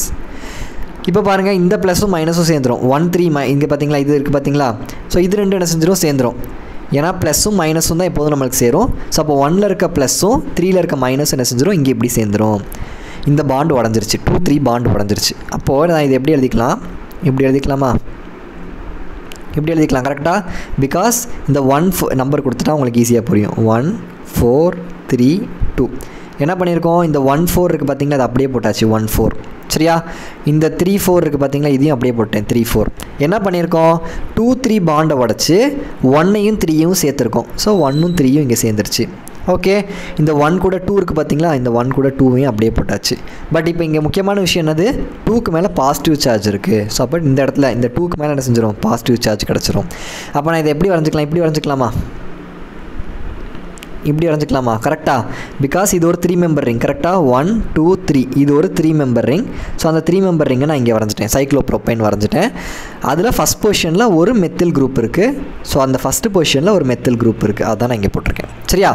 அப்போது நீங்கள் பாண்டு உடைக்கிறத கரெக்டாக உடச்சிட்டிங்கன்னா போதும். ஒரு பாண்டு உடச்சி ப்ளஸ் மைனஸ் போட்டுக்கோங்க. ஸோ மைனஸும் ப்ளஸ்ஸையும் சேர்த்துட்டு இந்த ப்ளஸ் 2 ப்ளஸ் இருக்குது பார்த்தீங்களா, அதை அப்படியே விட்ருங்க.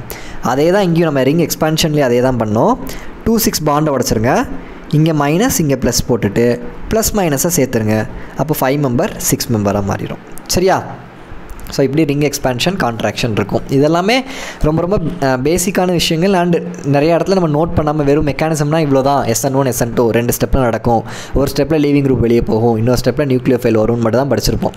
பட் இந்த மாதிரி பாசிபிலிட்டிஸ் இருக்குங்கிறத நம்ம தெரிஞ்சுக்கணும். தென் இந்த SN1 ரியாக்ஷனோட எனர்ஜி ப்ரொஃபைல் டயக்ராம் எப்படி இருக்கும், இந்த மாதிரி ஒரு டயக்ராம் தான் இருக்க போகுது. ஏன்னா இது ஒரு 2 ஸ்டெப் ரியாக்ஷன் நம்ம சொன்னோம் கரெக்டாக. First step, second step, 2 step இருக்குது. ஸோ ஃபஸ்ட்டு ரியாக்டன் நம்ம RX எடுத்துக்கிறோம்ல, அந்த ரியாக்டன்ட் வந்து இங்கே இருக்கும். ஸோ ஃபஸ்ட்டு ஸ்டெப்பில் என்ன ஆகும் அப்படின்னா, நம்மளுக்கு இன்டர்மீடியேட் ஃபார்ம் ஆகுது பார்த்தீங்களா. இந்த இன்டர்மீடியேட்டுங்கிறது என்னது, கார்போகேட்டைன் ஃபார்ம் ஆகுதா ஃபஸ்ட் ஸ்டெப்பு. ஃபஸ்ட் ஸ்டெப்பில் ஒரு கார்போகேட்டைன் ஃபார்ம் ஆகுது பார்த்தீங்களா. ஸோ இதை இன்டர்மீடியேட்னு சொல்லுவோம், ரியாக்ஷன் இன்டர்மீடியேட்னு சொல்லுவோம். ஸோ அந்த இன்டர்மீடியேட் தான் நம்மளுக்கு என்னது இங்கே இருக்குது. ஸோ இதான் இன்டர்மீடியேட். ஸோ ஃபஸ்ட்டு ஸ்டெப்பில் போய் ஃபஸ்ட்டு இந்த இன்டர்மீடியேட் ஃபார்ம் ஆகும். திருப்பி இந்த இன்டர்மீடியேட்லேருந்து செகண்ட் ஸ்டெப்பில் நம்மளுக்கு என்ன செய்யுது, ப்ராடக்டை ஃபார்ம் பண்ணுது. ஸோ 2 ஸ்டெப்பு, ஃபஸ்ட்டு ஸ்டெப் இப்படி போய் இன்டர்மீடியேட்டை ஃபார்ம் பண்ணுது. இந்த இன்டர்மீடியேட்லேருந்து திருப்பி நம்மளுக்கு என்ன செய்யுது, ப்ராடக்ட்டு கிடைக்குது. புரியுதா? ஃபஸ்ட்டு ஸ்டெப் இங்கே போய் இந்த இன்டர்மீடியேட் அந்த கார்போகேட்டைனை ஃபார்ம் பண்ணோம். இங்கேருந்து அப்படியே திருப்பி செகண்ட் ஸ்டெப்பில் நம்மளுக்கு ப்ராடக்டை ஃபார்ம் பண்ணி கொடுத்துரும். ஸோ RXங்கிறது இது ரியாக்டன்ட், இங்கே போச்சுன்னா அந்த கார்போகேட்டைன் இன்டர்மீடியேட், நெக்ஸ்ட் இங்கே நம்மளுக்கு ப்ராடக்டை ஃபார்ம் பண்ணுது. இப்போது இந்த இன்டர்மீடியேட் ஃபார்ம் ஆகிறதுக்கு முன்னாடி ஒரு ட்ரான்சிஷன் ஸ்டேட் இருக்கும். அதே மாதிரி இன்டர்மீடியேட்க்கு அப்புறம் ப்ராடக்ட் ஃபார்ம் ஆகிறதுக்கு முன்னாடியும் நம்மளுக்கு ட்ரான்சிஷன் ஸ்டேட் இருக்கும். ஸோ 2 ட்ரான்சிஷன் ஸ்டேட் நம்மளுக்கு என்ன செய்யும், இந்த இடத்துல இருக்கும். அதை நீங்கள் தெரிஞ்சுக்கணும். ஓகே, இந்த ரேட் லிமிட்டிங் ட்ரான்சிஷன் ஸ்டேட்னு சொல்லுவாங்க. பட் நம்மளுக்கு ரொம்ப ரொம்ப முக்கியமானது இந்த இன்டர்மீடியேட். இந்த இன்டர்மீடியேட் வந்து எப்படி இருக்கும், இந்த ட்ரான்சிஷன் ஸ்டேட்டோட இன்டர்மீடியேட்டுக்கு எனர்ஜி கம்மியாக இருக்கும். இது ட்ரான்சிஷன் ஸ்டேட் இங்கே இருக்குது, இன்டர்மீடியேட் கீழே இருக்குது. ஸோ பார்த்தீங்கன்னா அந்த கேப் இருக்குது பார்த்தீங்களா. ஸோ இந்த இன்டர்மீடியேட் தான் கீழே இருக்குது, லோயஸ்ட் எனர்ஜியில் இருக்குது. புரியுதா? இது ட்ரான்சிஷன் ஸ்டேட் இங்கே இருக்குது, இன்டர்மீடியேட் கீழே இருக்குது. ஸோ எதுக்கு லோயர் எனர்ஜி, இதுக்கு தான் லோயர் எனர்ஜி. ஸோ அதனால தான் இந்த இன்டர்மீடியேட் எப்படி இருக்குது, ஸ்டேபிளாக இருக்குது. லோயர் எனர்ஜிங்கிறனால தான் ஸ்டேபிளாக இருக்குது. ஓகே, இப்போது இந்த SN1 ரியாக்ஷனில் என்னென்ன ஃபேக்டர்ஸ்லாம் இதை அஃபெக்ட் பண்ணும். இப்போ நான் சொல்லிவிட்டு SN1 ரியாக்ஷன் என்ன பார்த்தோம், ஒரு அல்கைல் ஹாலைடு வந்து அதில் லீவிங் குரூப் வெளியே போயிடும், அதுக்கு பதிலாக என்னது ஒரு நியூக்ளியோஃபைல் வரும்னு சொல்லிட்டேன். அப்போ இந்த லீவிங் குரூப் எப்படி இருக்கணும், அந்த நியூக்ளியோஃபைல் எப்படி இருக்கணும், ஸ்ட்ராங்காக இருக்கணுமா வீக்காக இருக்கணுமா, லீவிங் குரூப் வந்து குட் லீவிங் குரூப்பாக இருக்கணுமா புவர் லீவிங் குரூப்பாக இருக்கணுமா, என்ன டைப் ஆஃப் சால்வெண்ட் யூஸ் பண்ணணும், இது எல்லாமே ரொம்ப ரொம்ப முக்கியம் ஒரு SN1 ரியாக்ஷன். ஏன்னா ஒரு ரியாக்ஷனை கொடுத்துட்டு அதில் SN1னா SN2 கொஷின் கேட்கலாம். அப்போது அது அந்த சால்வெண்ட், அந்த நியூக்ளியோஃபைல், அந்த லீவிங் குரூப் இதை பொறுத்து தான் அது SN1னா SN2 உங்களால் சொல்ல முடியும். அப்போது ஃபஸ்ட்டு சால்வெண்ட்டை பொறுத்தளவுக்கு என்ன சால்வெண்ட் யூஸ் பண்ணணும்னா போலார் ப்ரோட்டிக் சால்வெண்ட் நீங்கள் என்ன செய்யணும், யூஸ் பண்ணணும். SN1 ரியாக்ஷன்லாம் நோட் பண்ணிக்கோங்க. SN2 நடத்தும் போது அதை நம்ம தனியாக பார்ப்போம். கம்பேரிஷன் ஒரு வீடியோவும் போடுவேன், SN1 vs SN2 எப்படி கண்டுபிடிக்கணும்னு. பட் SN1 ரியாக்ஷனுக்கு நீங்கள் என்ன சால்வெண்ட் யூஸ் பண்ணணும் அப்படின்னா, you have to use polar protic solvent. அப்படின்னா என்ன அர்த்தம், எந்தெந்த சால்வெண்ட்லாம் H ப்ளஸ்ஸை ரிலீஸ் பண்ணுதோ அது எல்லாமே போலார் ப்ரோட்டிக் சால்வெண்ட். இப்போ ஃபார் எக்ஸாம்பிள் வாட்டரை பிரிச்சிங்கன்னா என்ன வரும்? H plus OH minus. அப்போ இதில் H ப்ளஸ் வருது. ஸோ இது ஒரு போலார் ப்ரோட்டிக் சால்வெண்ட். அது மாதிரி ஆசிட் COOH எடுத்துக்கோங்க. இதில் இருந்தும் நம்மளுக்கு என்ன செய்ய முடியும்? H ப்ளஸ்ஸை பிரித்து எடுக்க முடியும். ஸோ எந்தெந்த சால்வெண்ட்லாம் H ப்ளஸ் வருதோ அது எல்லாமே போலார் ப்ரோட்டிக் சால்வெண்ட். வாட்டரில் நம்மளுக்கு என்ன செய்யும்? H ப்ளஸ் கிடைக்கும். ஆல்கஹால்லையும் இதுலேயும் H ப்ளஸ் வரும் நம்மளுக்கு. ஆசிட்லேயும் நம்மளுக்கு என்ன செய்யும்? H ப்ளஸ் வரும். ஸோ இந்த மாதிரி வாட்டர், ஆல்கஹால், ஆசிட் இது எல்லாமே போலார் ப்ரோட்டிக் சால்வெண்ட். ஸோ இந்த போலார் ப்ரோட்டிக் சால்வெண்ட் யூஸ் பண்ணிங்கன்னா அந்த ரியாக்ஷன் SN1 ரியாக்ஷனாக நடக்கும். அண்ட் இந்த போலார் ப்ரோட்டிக் சால்வெண்ட் இருந்தால் SN1 ரியாக்ஷன் ஃபாஸ்ட்டாக நடக்கும். அதையும் புரிஞ்சுக்கோங்க. சரியா? ஏன் போலார் ப்ரோட்டிக் சால்வெண்ட் நம்மளுக்கு காம்படிட்டிவ் எக்ஸாம் பாயிண்ட் ஆஃப் வியூவில் போலார் ப்ரோட்டிக் சால்வெண்ட் இந்த சால்வெண்ட் H2O, ஆல்கஹால், ஆசிட் இந்த சால்வெண்ட்டை பார்த்துட்டிங்கனாலே அது SN1 ரியாக்ஷன் தான். பட் ஏன் போலார் ப்ரோட்டிக் சால்வெண்ட் SN1 ரியாக்ஷனை ஸ்டெபிலைஸ் பண்ணுது? இல்லை ஏன் அது வந்து SN1 ரியாக்ஷன் நடக்க வைக்குது அப்படின்னா, polar protic solvent stabilize the intermediate and the reactant and favors the SN1 reaction. அதாவது நம்மளுக்கு ஒரு இன்டர்மீடியேட்னு ஒன்று ஃபார்ம் ஆகுது. கரெக்டாக கார்போகேட்டையான் ஃபார்ம் ஆகுதுல்ல, அந்த கார்போகேட்டையான இந்த போலார் ப்ரோட்டிக் சால்வெண்ட் வந்து ஸ்டெபிலைஸ் பண்ணும். இன்னொரு விஷயம், நம்மளுக்கு லீவிங் குரூப் வெளியே போதில்ல. இப்போது let me take one new page. சரி, இப்போ பாருங்கள், நம்ம ஃபஸ்ட்டு எடுத்துக்கிட்டோம்ல அந்த லீவிங் குரூப்பு, அந்த கான்செப்ட் எடுத்துக்கலாம். கார்பன், இங்கே ஒரு 6 குரூப் இருக்குது, இங்கே ஒரு 6 குரூப் இருக்குது, இங்கே ஒரு 6 குரூப் இருக்குது, எக்ஸ். சரியா? ஃபஸ்ட் ஸ்டெப் என்ன ஆகும்? இந்த லீவிங் குரூப் எக்ஸ் தான் லீவிங் குரூப். ஸோ அது ஃபஸ்ட்டு என்ன செஞ்சிடும்? வெளியே போயிடும். அப்போ இது வெளியே போன உடனே நம்மளுக்கு என்ன கிடைக்கும்? CR இங்கே பாசிட்டிவ் சார்ஜ். கரெக்டாக? பிகாஸ் இந்த எக்ஸ் வெளியே போனது இந்த கார்பனுக்கு பாசிட்டிவ் சார்ஜ் கிடச்சிரும். இப்போ இந்த எக்ஸ் எப்படி போகுது? எக்ஸ் மைனஸாக வெளியே போகுது. கரெக்டாக? So plus X minus. So கார்பனுக்கு பாசிட்டிவ், எக்ஸுக்கு மைனஸாக என்ன செஞ்சிருச்சு? வெளியே போயிடுச்சு. இப்போ இந்த இடத்துல நீங்கள் என்ன பார்க்கணுன்னா, திருப்பி நல்லா கவனிங்க, இது கார்பன் ப்ளஸ், இங்கே எக்ஸ் மைனஸு. திருப்பி என்ன நடக்க முடியும்? இந்த சி ப்ளஸும் எக்ஸ் மைனஸும் சேர்ந்து சிஎக்ஸ்னு ஃபார்ம் ஆக முடியும். கரெக்டு தானே? ஏன்னா இது ப்ளஸ் இது மைனஸு, இது ரெண்டும் சேர்ந்து சிஎக்ஸ்னு ஃபார்ம் ஆக முடியும். ஆனால் அது சிஎக்ஸ்னு ஃபார்ம் ஆச்சுன்னா திருப்பி என்ன செஞ்சிடும்? இந்த ரியாக்டண்ட்டுக்கே போயிடும். கரெக்டாக? இங்கே ஃபஸ்ட்டு ஸ்டெப்பில் இந்த லீவிங் குரூப் வெளியே போகுது, எக்ஸ் மைனஸ்னு. இங்கே கார்போகேட்டையான் சி ப்ளஸ் எக்ஸ் மைனஸ்னு ஃபார்ம் ஆகுது. ஒருவேளை இந்த இங்கே ப்ளஸ் இருக்குது, இங்கே மைனஸ் இருக்குது. ஸோ இது ரெண்டும் சேர்ந்து சிஎக்ஸ்னு ஃபார்ம் ஆச்சுன்னா அது என்ன ஆயிரும்? திருப்பி ரியாக்டண்ட்டுக்கே வரதுக்கு வாய்ப்பு இருக்குது. அப்படி ரியாக்டண்ட்டுக்கே வந்துச்சுன்னா அந்த ரியாக்ஷனுக்கு நம்ம எந்த பிரயோஜனமே கிடையாது. அப்போ அந்த ரியாக்ஷன் நடக்கலைன்னு அர்த்தம். அப்போது நம்மளுக்கு ரியாக்ஷன் நடக்கணும்னு என்ன ஆகணும்? இந்த சியும் எக்ஸும் என்ன செய்யக்கூடாது? சேரக்கூடாது. ஏன்னா இந்த சிஎக்ஸ் செஞ்சுன்னா திருப்பி ரியாக்டண்ட்டாக மாறிடும். அப்போ என்ன செய்யும் அப்படின்னா, இந்த போலார் ப்ரோட்டிக் சால்வெண்ட் இருக்குல்ல, polar protic solvent for example water எடுத்துக்குவோம். வாட்டர் என்ன செய்யும்? H ப்ளஸ் OH மைனஸ்னு பிரியும். ஸோ இந்த H ப்ளஸ் இருக்குல்ல, வாட்டரில் இருக்க இந்த போலார் ப்ரோட்டிக் சால்வெண்ட்டில் H ப்ளஸ் இருக்கும். ஏன்னா போலார் ப்ரோட்டிக்னாலே H ப்ளஸ் தான். ஸோ அப்போ அந்த ப்ரோட்டிக்கில் இருக்க அந்த H ப்ளஸ் என்ன செய்யும் அப்படின்னா, இந்த லீவிங் குரூப் எக்ஸ் மைனஸோட ஹைட்ரஜன் பாண்டிங்கை ஃபார்ம் பண்ணிடும். ஏன்னா இந்த எக்ஸ் மைனஸ் எல்லாமே எலக்ட்ரோ நெகட்டிவ் எலிமெண்ட்டு, இங்கே H plus. So plus minus சேர்ந்து என்ன செஞ்சிடும்? ஒரு ஸ்ட்ராங் ஹைட்ரஜன் பாண்டிங்கை ஃபார்ம் பண்ணிடும். இப்படி இது ரெண்டும் ஹைட்ரஜன் பாண்டிங்கை ஃபார்ம் பண்ணுறனால இந்த எக்ஸ் மைனஸால் திருப்பி போய் என்ன செய்ய முடியாது? இந்த சி ப்ளஸோட சேர முடியாது. புரியுதா? ஏன் நம்ம போலார் ப்ரோட்டிக் சால்வெண்ட் யூஸ் பண்ணுறோன்னு? ஏன்னா போலார் ப்ரோட்டிக் சால்வெண்ட்டில் H ப்ளஸ் இருக்கும், இந்த H ப்ளஸ் போய் என்ன செஞ்சிடும்? இந்த எக்ஸ் மைனஸோட ஹைட்ரஜன் பாண்டிங்கை ஃபார்ம் பண்ணிடும். ஏன்னா இது H ப்ளஸ்ஸு, இங்கே எக்ஸ் மைனஸ். ஸோ இது ரெண்டும் ஹைட்ரஜன் பாண்டிங்கை ஃபார்ம் பண்ணிடுச்சுன்னா இது திருப்பி இந்த எக்ஸ் மைனஸால் என்ன செய்ய முடியாது? சி ப்ளஸோட சேர்ந்து இந்த ரியாக்டண்ட்டை ஃபார்ம் பண்ண முடியாது. அதனால தான் நம்ம போலார் ப்ரோட்டிக் சால்வெண்ட் யூஸ் பண்ணணும்னு சொல்கிறோம்.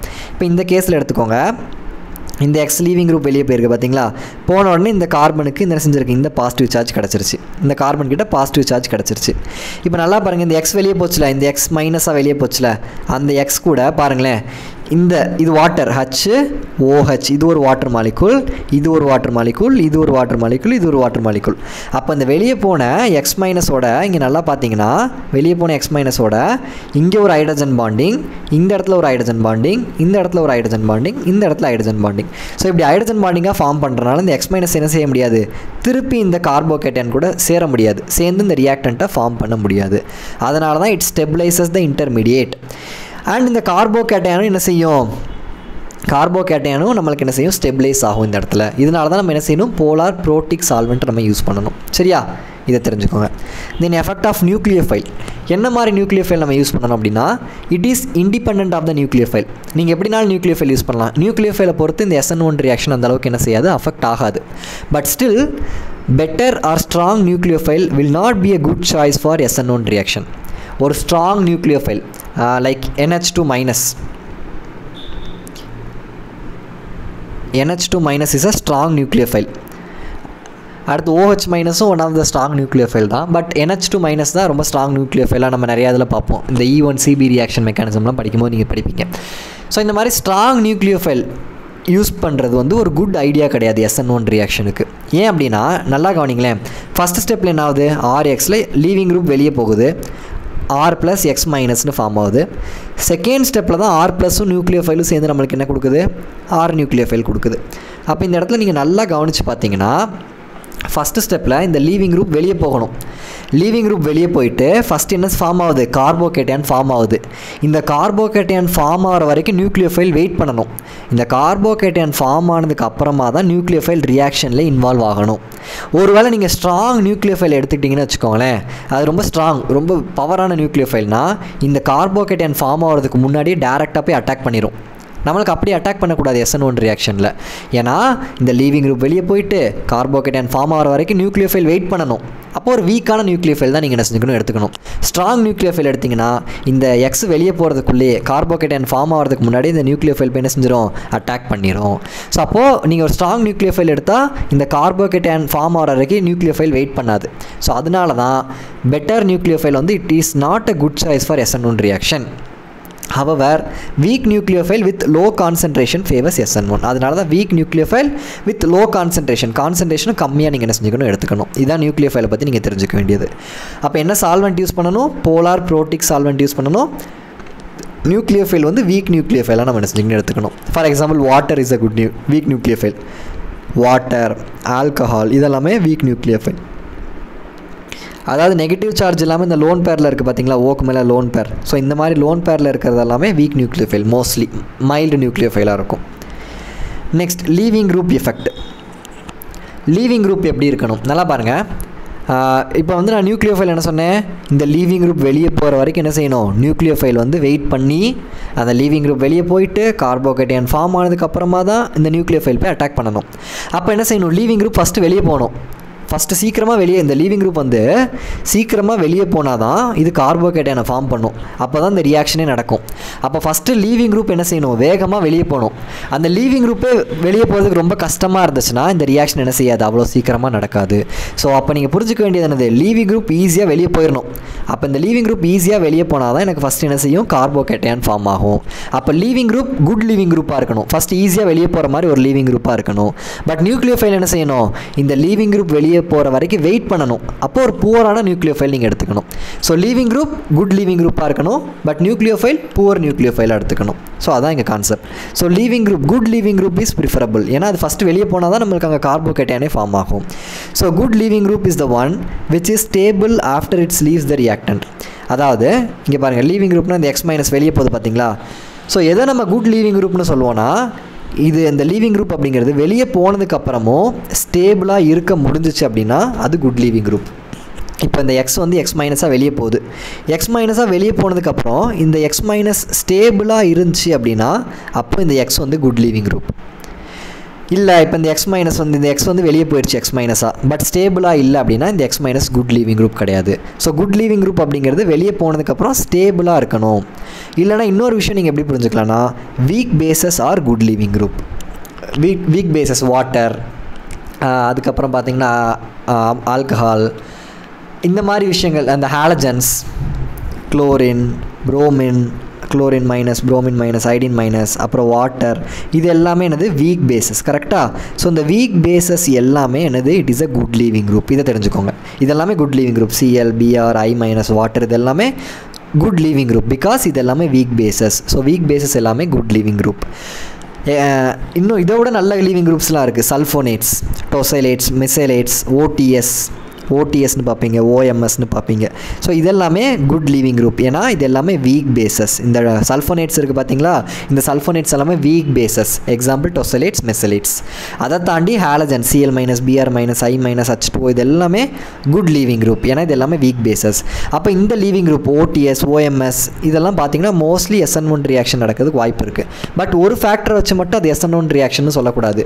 என்னென்ன ஃபேக்டர்ஸ் பார்க்கணும், சால்வெண்ட் பார்க்கணும், போலார் ப்ரோட்டிக் சால்வெண்ட் இருக்கான்னு பார்க்கணும். அதுக்கப்புறம் நியூக்ளியோஃபைல் எப்படி இருக்குன்னு பார்க்கணும், லீவிங் குரூப் எப்படி இருக்குன்னு பார்க்கணும். இதெல்லாம் பார்த்ததுக்கப்புறம் தான் அது SN1 SN2 நீங்கள் என்ன செய்யணும், நீங்கள் வந்து you have to conclude.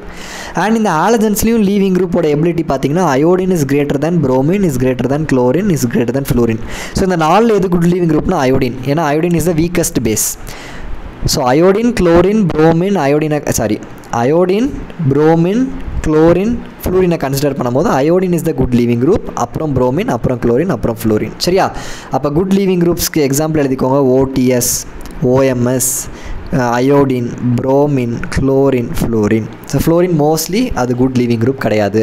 It is a poor leaving group. சரியா? Okay. Next nature of substrate. Tertiary is greater than secondary is greater than primary. அதாவது ஏன் இங்கே டெர்ஷரி வந்து மோர், அதாவது டெர்ஷரி அல்கைல் ஹாலைட்ஸ் தான் SN1 ரியாக்ஷனை ஃபாஸ்ட்டாக அண்டர்கோ பண்ணும். ஏன் அப்படின்னா நம்மளுக்கு இங்கே நல்லா பாருங்கள், ஒரு கார்போகேட்டையான் ஃபார்ம் ஆகுது நம்மளுக்கு. கரெக்டாக? ஃபஸ்ட்டு ரியாக்ஷனே நம்மளுக்கு என்ன செய்யுது, இந்த இடத்துல ஒரு கார்போகேட்டையான் ஃபார்ம் ஆகுது. நம்மளுக்கு கார்போகேட்டையான் ஆர்டர் தெரியும். Tertiary is more stable than secondary, is more stable than primary. அப்போது டெர்ஷரி கார்போகேட்டையான் மோர் ஸ்டேபிள்ங்கிறனால டெர்ஷரி அல்கைல் ஹாலைட்ஸ் தான் நம்மளுக்கு SN1 ரியாக்ஷனில் ஃபாஸ்ட்டாக இருக்கும். அதுக்கப்புறம் செகண்டரி ப்ரைமரி கார்போகேட்டையான்ஸ், அந்த ப்ரைமரி அல்கைல் ஹாலைட்ஸ் வந்து SN1 ரியாக்ஷனில் அண்டர்கோ பண்ணவே பண்ணாது. ஏன்னா ப்ரைமரி கார்போகேட்டையான் இஸ் லீஸ்ட் ஸ்டேபிள். அப்போ அந்த ப்ரைமரி அல்கைல் ஹாலைட்ஸ் வந்து என்ன செய்யாது, SN1 ரியாக்ஷனை அண்டர்கோ பண்ணாது. So tertiary is the most. Secondary நீங்கள் வரும்போது இப்போ டெர்ஷரி கார்போகேட்டையான் கண்டிப்பாக SN1 ரியாக்ஷன் தான், ஏன்னா அது மோர் ஸ்டேபிள். செகண்டரிக்கு வரும்போது SN1 நடக்கலாம், SN2 நடக்கலாம். அப்போ தான் நீங்கள் என்ன செய்யணும், சால்வெண்ட் பார்க்கணும், இந்த நியூக்ளியோஃபைல் பார்க்கணும், லீவிங் குரூப் இதெல்லாமே பார்க்கணும். ஸோ டெர்ஷரி அப்படின்னா கண்டிப்பாக SN1, ப்ரைமரி அப்படின்னா கண்டிப்பாக SN2, அதில் SN1 நடக்க வாய்ப்பே இல்லை. செகண்டரி வரும்போது SN1 நடக்கலாம், SN2 நடக்கலாம். அப்போது நீங்கள் இந்த சால்வெண்ட் அதெல்லாம் பார்க்கணும். அதை நான் கம்பேரிசன் வீடியோவில் சொல்கிறேன். அப்போ இப்போதைக்கு நீங்கள் தெரிஞ்சுக்க வேண்டியது என்னென்னா, எந்தெந்த ஸ்பீஷீஸ் எல்லாம் ஸ்டேபிளான கார்போகேட்டையான் ஃபார்ம் பண்ணுமோ அது எல்லாமே SN1 ரியாக்ஷனில் என்ன செய்யும், அண்டர்கோ பண்ணும். டெர்ஷரி வந்து மோர் ஸ்டேபிள் கார்போகேட்டையானை ஃபார்ம் பண்ணுறனால this is more preferable for SN1 reaction. அப்புறம் செகண்டரிக்கு ரெண்டுமே இருக்கலாம், SN1 இருக்கலாம், SN2 இருக்கலாம். அதை பற்றி நம்ம தனியாக படிப்போம். ப்ரைமரி கண்டிப்பாக SN1 நடக்காது. தென் இந்த பென்சைல் அல்லைல் கார்போகேட்டையான்ஸ் இதுலேயுமே நம்மளுக்கு SN1 நடக்க வாய்ப்பு இருக்குது. Benzyl for example benzene ring, CH2, இங்கே ஒரு BR இருக்குன்னு வச்சுக்கோங்க. ஃபஸ்ட்டு ஸ்டெப்பில் என்ன செய்யும், ஹாலஜன் வெளியே போயிடும், இந்த புரோமின் வெளியே போயிடும் பாண்ட் எடுத்துகிட்டு. அப்போது இந்த கார்பன் மேலே பாசிட்டிவ் சார்ஜ் வரும். கரெக்டாக? பிகாஸ் இந்த பாண்டில் இருக்க ரெண்டுமே புரோமின் எடுத்துகிட்டு போயிடுது. ஸோ புரோமின் மைனஸாக போயிடும். அப்போ இந்த கார்பனுக்கு பாசிட்டிவ் சார்ஜ் கிடைக்கும். ஸோ அப்போது புரோமின் மைனஸ் வெளியே போச்சுன்னா நம்மளுக்கு என்ன ஃபார்ம் ஆகும், இங்கே CH2 ப்ளஸ்ன்னு ஃபார்ம் ஆகும்.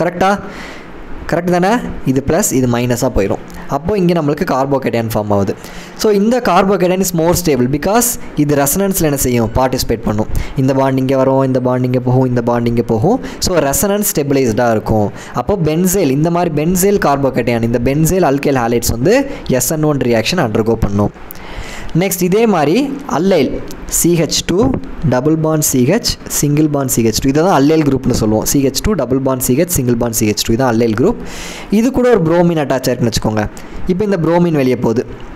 அப்போ உங்களுக்கு என்ன ஃபார்ம் ஆகும், இது கூட புரோமின் வெளியே போகுது. அப்போ என்ன ஃபார்ம் ஆகும் நம்மளுக்கு, CH2 double bond CH single bond CH2 plus கிடைக்கும். கரெக்டாக? ஏன்னா இந்த புரோமின் மைனஸாக வெளியே போயிடும். அப்போ இந்த கார்பனுக்கு பாசிட்டிவ் சார்ஜ் கிடைக்கும். அப்போ இந்த கார்போகேட்டையான் இருக்குது பார்த்தீங்களா, இதுவும் மோர் ஸ்டேபிள். ஏன்? பிகாஸ் இந்த டபுள் பாண்ட் இங்கே போய் ரெசனன்ஸ் நடக்கிறதுக்கு வாய்ப்பு இருக்குது. ஸோ அப்போ இந்த பென்சைல் கேஸ்லையும் அல்லைல் கேஸ்லையும் ரெசனன்ஸ் ஸ்டெபிளைஸ்டு கார்போகேட்டையான் ஃபார்ம் ஆகிறனால இந்த பென்சைல் அல்கைல் ஹாலைடும் அல்லைல் ஹாலைட்ஸும் என்ன செய்யும், SN1 ரியாக்ஷனை அண்டர்கோ பண்ணும். இது ரெண்டும் it can undergo SN1 reaction. அப்போ எங்கெல்லாம் நீங்கள் வந்து அல்லைலையும் பென்சைலையும் பார்க்குறீங்களோ அப்போ அங்கே வந்து SN1 ரியாக்ஷன் நடக்கும். அப்போ SN1 ரியாக்ஷன் நடக்கிறதுக்கு நீங்கள் முக்கியமாக தெரிஞ்சுக்க வேண்டிய விஷயம் என்ன, எங்கெல்லாம் ஸ்டேபிளான கார்போகேட்டையான் ஃபார்ம் ஆகுது, அதாவது லீவிங் குரூப் இந்த BR இருக்குல்ல, இது வெளியே போன உடனே ஃபார்ம் ஆகிற கார்போகேட்டையான் ஸ்டேபிளாக இருந்துச்சுன்னா அங்கே SN1 நடக்கும். ஸோ மோர் ப்ரிஃபரன்ஸ் வந்து எதுலலாம் நடக்கும், டெர்ஷரி, பென்சைல், அல்லைல், இந்த 3 கேஸ்லையுமே கண்டிப்பாக SN1 ரியாக்ஷன் தான் நடக்கும். செகண்டரியில் மட்டும் SN1 அண்ட் SN2 காம்படிஷன் இருக்குது. அதை நம்ம என்ன செய்வோம், அது தனியாக வீடியோவில் பார்ப்போம். Then bridge head compounds. Usually SN1 reactions are slow with these compounds because the carbocation will not be planar. அதாவது இப்போது இப்படி இருக்குன்னு வச்சுக்கோங்க, குளோரின், இங்கே மீத்தைல், இங்கே மீத்தைல், இங்கே மீத்தைல். இப்போ இதில் குளோரின் போனதுக்கப்புறம் கார்போகேட்டையான் இங்கே ஃபார்ம் ஆகும் கரெக்டாக. இது என்ன கார்போகேட்டையான்? இந்த கார்பன் வந்து மேலே ஒரு கார்பன், கீழே ஒரு கார்பன், இங்கே ஒரு கார்பன். ஸோ 3 கார்பன் கூட அட்டாச் ஆகிருக்கு. ஸோ இது ஒரு டெர்ஷரி கார்போகேட்டையான். இதே மாதிரி இன்னொரு காம்பவுண்ட் எடுத்துக்கிறேன். இப்படி ஒரு காம்பவுண்ட் இருக்குது, இங்கே பிஆர் இருக்குது. இப்போது இங்கே பிஆர் வெளியே போனதுக்கப்புறம் இங்கே தான் இந்த கார்பனுக்கு தான் பாசிட்டிவ் சார்ஜ் ஃபார்ம் பண்ணும் கரெக்டாக. ஸோ அப்போது பாசிட்டிவ் சார்ஜை நான் என்ன செஞ்சுக்கிறேன், இந்த இடத்துல போட்டுக்கிறேன். இன்னொரு ஒரே காம்பவுண்ட் எடுத்துக்குவோம், இன்னொரு காம்பவுண்ட் லைக் திஸ். இப்போது வந்து புரோமின் இங்கே இருக்குன்னு வச்சுக்கலாம். ஸோ இந்த இடத்துல இந்த புரோமின் வெளியே போச்சுன்னா கார்போகேட்டையான் இந்த இடத்துல ஃபார்ம் ஆகும் கரெக்டாக. ஸோ கார்போகேட்டையான் எனக்கு இந்த இடத்துல ஃபார்ம் ஆக போகுது, புரோமின்லாம் போயிடுச்சு. இப்போ இந்த 3 கேஸில் பார்த்தீங்கன்னா இது டெர்ஷரி கார்போகேட்டையான். ஸோ இதில் SN1 ரொம்ப ஃபாஸ்ட்டாக நடக்கும். பட் இந்த 2 கேஸ், இந்த கேஸ்லேயும் இந்த கேஸ்லேயும் ரொம்ப ரியாக்ஷன் ஸ்லோவாக நடக்குது. ஸோ இதை வந்து நீங்கள் 1 அதாவது ஈக்குவல் டு 1ங்கிற ரேட்டில் எடுத்திங்கன்னா இது வந்து 10⁻⁻6 ரேட்டில் நடக்குது. இது 10⁻14 ரேட்டில் என்ன செய்து நடக்குது அப்படின்னா ரொம்ப ஸ்லோ. ஏன்னா 10⁻6 நீங்கள் சொல்லலாம் 10⁻6னால் ரொம்ப பெருசு, அப்படி கிடையாது. மைனஸில் நம்பர் பெருசாகிடுச்சுன்னா என்ன அர்த்தம், அது ரொம்ப கம்மின்னு அர்த்தம். ஸோ -6 ரொம்ப கம்மி, அப்போ -14 ரொம்ப கம்மி. அப்போ இந்த 3ல் பார்த்தீங்கன்னா 1 தான் ரொம்ப பெருசு, ஏன்னா இது பாசிட்டிவ், இது எல்லாமே நெகட்டிவ் இருக்குது. அப்போது this is more greater than this. ஏன்னா இது எல்லாமே பிரிட்ஜ் ஹெட் காம்பவுண்ட்ஸ். பிரிட்ஜ் ஹெட்னா இங்கே பார்த்தீங்களா, இங்கே ஒரு பிரிட்ஜ் மாதிரி இருக்கா. ஸோ இந்த மாதிரி காம்பவுண்ட்ஸ்லாம் இங்கே கார்போகேட்டையான் ஃபார்ம் ஆகுது பார்த்தீங்களா. இது வந்து பிளேனாரான கார்போகேட்டையானாக இருக்காது, பிளேனாராக இருக்காது. பிகாஸ் ரொம்ப ரிங் ஸ்ட்ரெயின் இருக்கும். ஏன்னா இங்கே வந்து ஒரு பிரிட்ஜ் இருக்கிறனால இந்த இடத்துல ரொம்ப ரிங் ஸ்ட்ரெயின் இருக்கும். ஸ்ட்ரெயின்னா அது ரொம்ப ஒரு மாதிரி ஸ்ட்ரெயினாக புரியுதுல உங்களுக்கு, ஒரு ஸ்ட்ரெஸ். அது வந்து என்ன செய்ய முடியாது, ஃப்ரீயாக ஒரு பிளேனார் ஸ்ட்ரக்சரில் இந்த மாதிரி ஒரு கார்போகேட்டையானா இருக்க முடியாது. இப்போ இது இப்படின்னு ஒரு மாதிரி பிளேனார், இதான பிளேனார் ஸ்ட்ரக்சர். ஸோ இந்த மாதிரி ஃப்ரீயாக அதால் என்ன செய்ய முடியாது, இருக்க முடியாது. ஏன்னா இந்த இடத்துல நம்மளுக்கு ரொம்ப ஸ்ட்ரெயின் இருக்குது, ரிங் ஸ்ட்ரெயின் இருக்குது. இந்த கேஸில் அதோட அதிகமான ரிங் ஸ்ட்ரெயின் இருக்கும் இந்த கேஸில். ஸோ அதனால தான் என்ன சொல்கிறோம் அப்படின்னா இந்த பிரிட்ஜ் ஹெட் காம்பவுண்ட்ஸ், இந்த மாதிரி பிரிட்ஜ் ஹெட் காம்பவுண்ட்ஸில் SN1 ரியாக்ஷன் செய்யாது, மோஸ்ட்டாக நடக்காது. So let's solve some of the questions. இது ரொம்ப சிம்பிள். SN1 ரியாக்ஷன் என்ன நடக்கும், ஃபஸ்ட்டு லீவிங் குரூப் வெளியே போயிடும். இங்கே புரோமின் தான் லீவிங் குரூப் கரெக்டாக. ஸோ ஃபஸ்ட்டு புரோமின் இங்கே வெளியே போயிடும். ஸோ புரோமின் வெளியே போயிடுச்சுன்னா இந்த இடத்துல நம்மளுக்கு பாசிட்டிவ் சார்ஜ் கிடைக்கும். இங்கே CH2 CH3 கிடைக்க போகுது கரெக்டாக. நல்லா பாருங்கள், இந்த புரோமின் வெளியே போயிடுச்சு, அதனால இந்த கார்பனுக்கு என்ன செஞ்சிருச்சு, பாசிட்டிவ் சார்ஜ் கிடச்சிருச்சு. நான் சொல்லியிருக்கேன் எப்போல்லாம் ரீஅரேஞ்ச்மெண்ட் பாசிபிள் பாருங்கன்னு சொல்லியிருக்கேன். ஸோ இந்த கார்பன், இந்த கார்போகேட்டையான் எத்தனை கார்பன் கூட அட்டாச் ஆயிருக்கு, இந்த கார்பன் இந்த சைடு ஒரு கார்பன் கூட அட்டாச் ஆயிருக்கு, இந்த சைடு ஒரு கார்பன் கூட அட்டாச் ஆயிருக்கு. ஸோ 2 கார்பன் கூட தான் அட்டாச் ஆயிருக்கு. ஸோ அப்போ இது வந்து செகண்டரி கார்போகேட்டையான் கரெக்டாக, செகண்டரி கார்போகேட்டையான். இப்போது இந்த இடத்துல ஒரு ஹைட்ரஜன் இருக்கும் கரெக்டாக. இந்த இடத்துல இங்கே ஒரு பாண்டு போயிடுச்சு, இங்கே ஒரு பாண்டு போயிடுச்சு, இங்கே ஒரு பாண்டு போயிடுச்சு. ஸோ மீதி ஒரு ஹைட்ரஜன் இருக்கும், கண்டிப்பாக இருக்கும். இந்த இடத்துல ஒரு ஹைட்ரஜன் இருக்கும். என்ன செய்யும் அப்படின்னா இந்த ஹைட்ரஜன் இங்கே போயிட்டு இந்த கார்போகேட்டையான் இங்கே ஷிஃப்ட் ஆயிரும். நம்ம பார்த்தோம் ஹைட்ரேட் ஷிஃப்ட் பார்த்தோம்ல, அதே மாதிரி தான் இங்கே இருக்க ஹைட்ரஜன் இங்கே இருக்க ஹைட்ரஜன் வந்து H- என்ன செஞ்சிடும், இந்த இடத்துல ஷிஃப்ட் ஆயிரும். ஸோ அப்போ இங்கே என்ன நடக்குது, ஹைட்ரேட் ஷிஃப்ட், H- ஷிஃப்ட் வந்து நடக்குது. அப்போது என்ன நடக்குது பாருங்கள், இந்த இடத்துக்கு ஹைட்ரஜன் போயிடுச்சு, பட் இங்கே CH2 CH3 இருக்குது பார்த்தீங்களா, இங்கே பாசிட்டிவ் சார்ஜ் வந்துருச்சு. ஏன் பாசிட்டிவ் சார்ஜ், பிகாஸ் ஹைட்ரஜன் எல்லா எலக்ட்ரானையும் எடுத்துகிட்டு இங்கே போயிடுச்சு. அப்போது இந்த கார்பனுக்கு பாசிட்டிவ் சார்ஜ் வந்துடும் கரெக்டாக. பிகாஸ் கார்பனோட எலக்ட்ரானும் இங்கே இருக்குது, ஹைட்ரஜனோட எலக்ட்ரானும் இருக்குது, ரெண்டையும் சேர்த்து எடுத்துகிட்டு இந்த ஹைட்ரஜன் போயிடுச்சு இங்கே. அப்போ கார்பனோட எலக்ட்ரான் இங்கே மிஸ் ஆயிடுச்சுல்ல, அப்போ அதனால் இந்த இடத்துல எனக்கு என்ன செஞ்சிருச்சு, பாசிட்டிவ் சார்ஜ் கிடச்சிருச்சு. அப்போ இப்போ நியூக்ளியோஃபைல் யார் நம்மளுக்கு, CH3OH தான் நியூக்ளியோஃபைல். ஸோ இந்த நியூக்ளியோஃபைல் வந்து CH3OH. ஸோ இந்த லோன் பேர் போய் என்ன செய்யும், இந்த ப்ளஸ்ஸை அட்டாக் பண்ணும். பிகாஸ் நியூக்ளியோஃபைல் எப்போதுமே பாசிட்டிவ் சார்ஜை தான் அட்டாக் பண்ணும். அப்போது ப்ராடக்ட் என்ன கிடைக்க போகுது, இங்கே ஹைட்ரஜன் இருக்கும், இங்கே CH3OH, இங்கே CH2 CH3 இருக்க போது. அகெயின் நான் சொன்னேன்ல, வாட்டர் வந்து எப்படி H2O போய் அட்டாக் பண்ணாலும் ஒரு H+ வெளியே வந்துடுமோ, அதே மாதிரி ஆல்கஹாலுமே என்ன செஞ்சிடும் அப்படின்னா இந்த H+-ஐ ரிமூவ் பண்ணிடும். என்ன செஞ்சிடும், ஒரு H+-ஐ ரிமூவ் பண்ணி OCH3 இருக்கும், இங்கே CH2 CH3 இருக்கும். அதாவது நல்லா பாருங்கள், இந்த H என்ன செஞ்சிச்சு, H+-ஆக வெளியே போயிடுச்சு. ஸோ இந்த OCH3 அப்படியே இருக்கும். சரியா, எப்போல்லாம் ஆல்கஹால் வாட்டர்லாம் வருதோ ஒரு H+-ஐ கடைசியாக ரிமூவ் பண்ணிடணும். புரியுதா உங்களுக்கு? ஃபஸ்ட்டு லீவிங் குரூப் ப்ரோமின் வெளியே போயிட்டு நம்ம நியூக்ளியோஃபிலிக் சப்ஸ்டியூஷனை என்ன படித்தோம்? பேசிக்காக லீவிங் குரூப் வெளியே போயிட்டு அதே இடத்துல என்ன செய்யும்? நியூக்ளியோஃபைல் வரும்னு படித்தோம். அப்போ இந்த இடத்துல லீவிங் குரூப் வெளியே போச்சுன்னா இந்த இடத்துல பாசிட்டிவ் சார்ஜ் ஃபஸ்ட்டு ஃபார்ம் ஆச்சு. அப்போ நீங்கள் கேட்கலாம், இந்த பாசிட்டிவ் சார்ஜ்லேயே டேரெக்டாக வந்து நியூக்ளியோஃபைல் அட்டாக் பண்ணியிருக்கலாம்னு கேட்கலாம். நான் சொல்லியிருக்கேன், எங்கெல்லாம் செகண்டரி கார்போகேட்டையான் ஃபார்ம் ஆகுதோ அப்போ இந்த ஹைட்ரேட் ஷிஃப்ட் மீத்தேல் ஷிஃப்ட்லாம் பாசிபிளான்னு பாருங்கள். ஸோ அப்போ இந்த ஹைட்ரஜன் நீங்கள் ஷிஃப்ட் ஆகிறனால என்ன செய்யுது? எனக்கு கார்போகேட்டையான் இந்த இடத்துல ஃபார்ம் ஆகுது. ஸோ இது டெர்ஷரி. இந்த கார்போகேட்டையான் வந்து 1 2 3 3 கார்பன் கூட அட்டாச் ஆயிருக்கு. ஸோ இது டெர்ஷரி கார்போகேட்டையான். ஸோ அப்போ இது மோர் ஸ்டேபிளாக இருக்கும். அதனால் இந்த டெர்ஷரி கார்போகேட்டையான் ஃபார்ம் ஆகிட்டு இதில் போய் என்ன செய்யும்? நம்ம நியூக்ளியோஃபைல் அட்டாக் பண்ணோம். சரியா? நெக்ஸ்ட்டு இதில் பாருங்கள், ஃபஸ்ட்டு லீவிங் குரூப் அயோடினை வெளியே அனுப்பிடுங்க. வெளியே போயிடுச்சுன்னா ஃபஸ்ட்டு இந்த அயோடின் லீவிங் குரூப் வெளியே போயிடும். ஸோ அப்போ இங்கே பாசிட்டிவ் சார்ஜ் வரும். கரெக்டாக? ஏன்னா அயோடின் லீவிங் குரூப் வெளியே போனதுக்கப்புறம் இந்த கார்பனுக்கு பாசிட்டிவ் சார்ஜ் வரும். கரெக்டாக? இது ஆல்ரெடி டெர்ஷரி தானே. இங்கே பாருங்கள், இந்த கார்போகேட்டையான் ரைட் சைடில் ஒன்று, லெஃப்ட் சைடில் ஒன்று, மேலே ஒன்று, 3 கார்பன் கூட அட்டாச் ஆயிருக்கு. ஸோ அப்போது இது டெர்ஷரி தான். ஸோ அப்போ இதில் வந்து ரீஅரேஞ்ச்மெண்ட்லாம் பாசிபிள் இல்லை. ஸோ வாட்டர் நியூக்ளியோஃபைல் பாருங்கள், வாட்டர். ஸோ அது போய் என்ன செய்யும்? டேரெக்டாக இந்த இடத்த அட்டாக் பண்ணிடும். அப்போது எனக்கு என்ன செஞ்சிடும்? இங்கே வந்து OH2 வாட்டர் ஃபார்ம் ஆயிரும். பட் நான் சொல்லியிருக்கேன், வாட்டர் வந்துச்சுன்னா என்ன செய்யணும்? திருப்பி ஒரு H+ அதை ரிமூவ் பண்ணிவிட்டு OH இருக்கும். கரெக்டாக?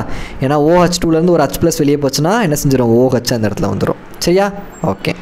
அண்ட் இன்னொரு கொஷின் இருக்கா? எஸ், இன்னொரு கொஷின் இருக்குது. ஸோ இந்த கொஷினை பொறுத்தளவுக்கு அதே தான். ஓடிஎஸ் என்னது? It is a good leaving group again. So அப்போ என்ன செய்யும்? இந்த OTS வெளியே போயிடும். அப்போ கார்போகேட்டையான் எங்கே ஃபார்ம் ஆகும்? கார்போகேட்டையான் இங்கே ஃபார்ம் ஆகும். கரெக்டாக? பிகாஸ் நம்மளுக்கு OTS இங்கே போனனால இந்த கார்பனில் தான் பாசிட்டிவ் சார்ஜ் கிடைக்கும். கரெக்டாக? இப்போது எத்தனால் தான் இப்போ நம்மளுக்கு நியூக்ளியோஃபைல். ETOH இதுதான் நியூக்ளியோஃபைல்.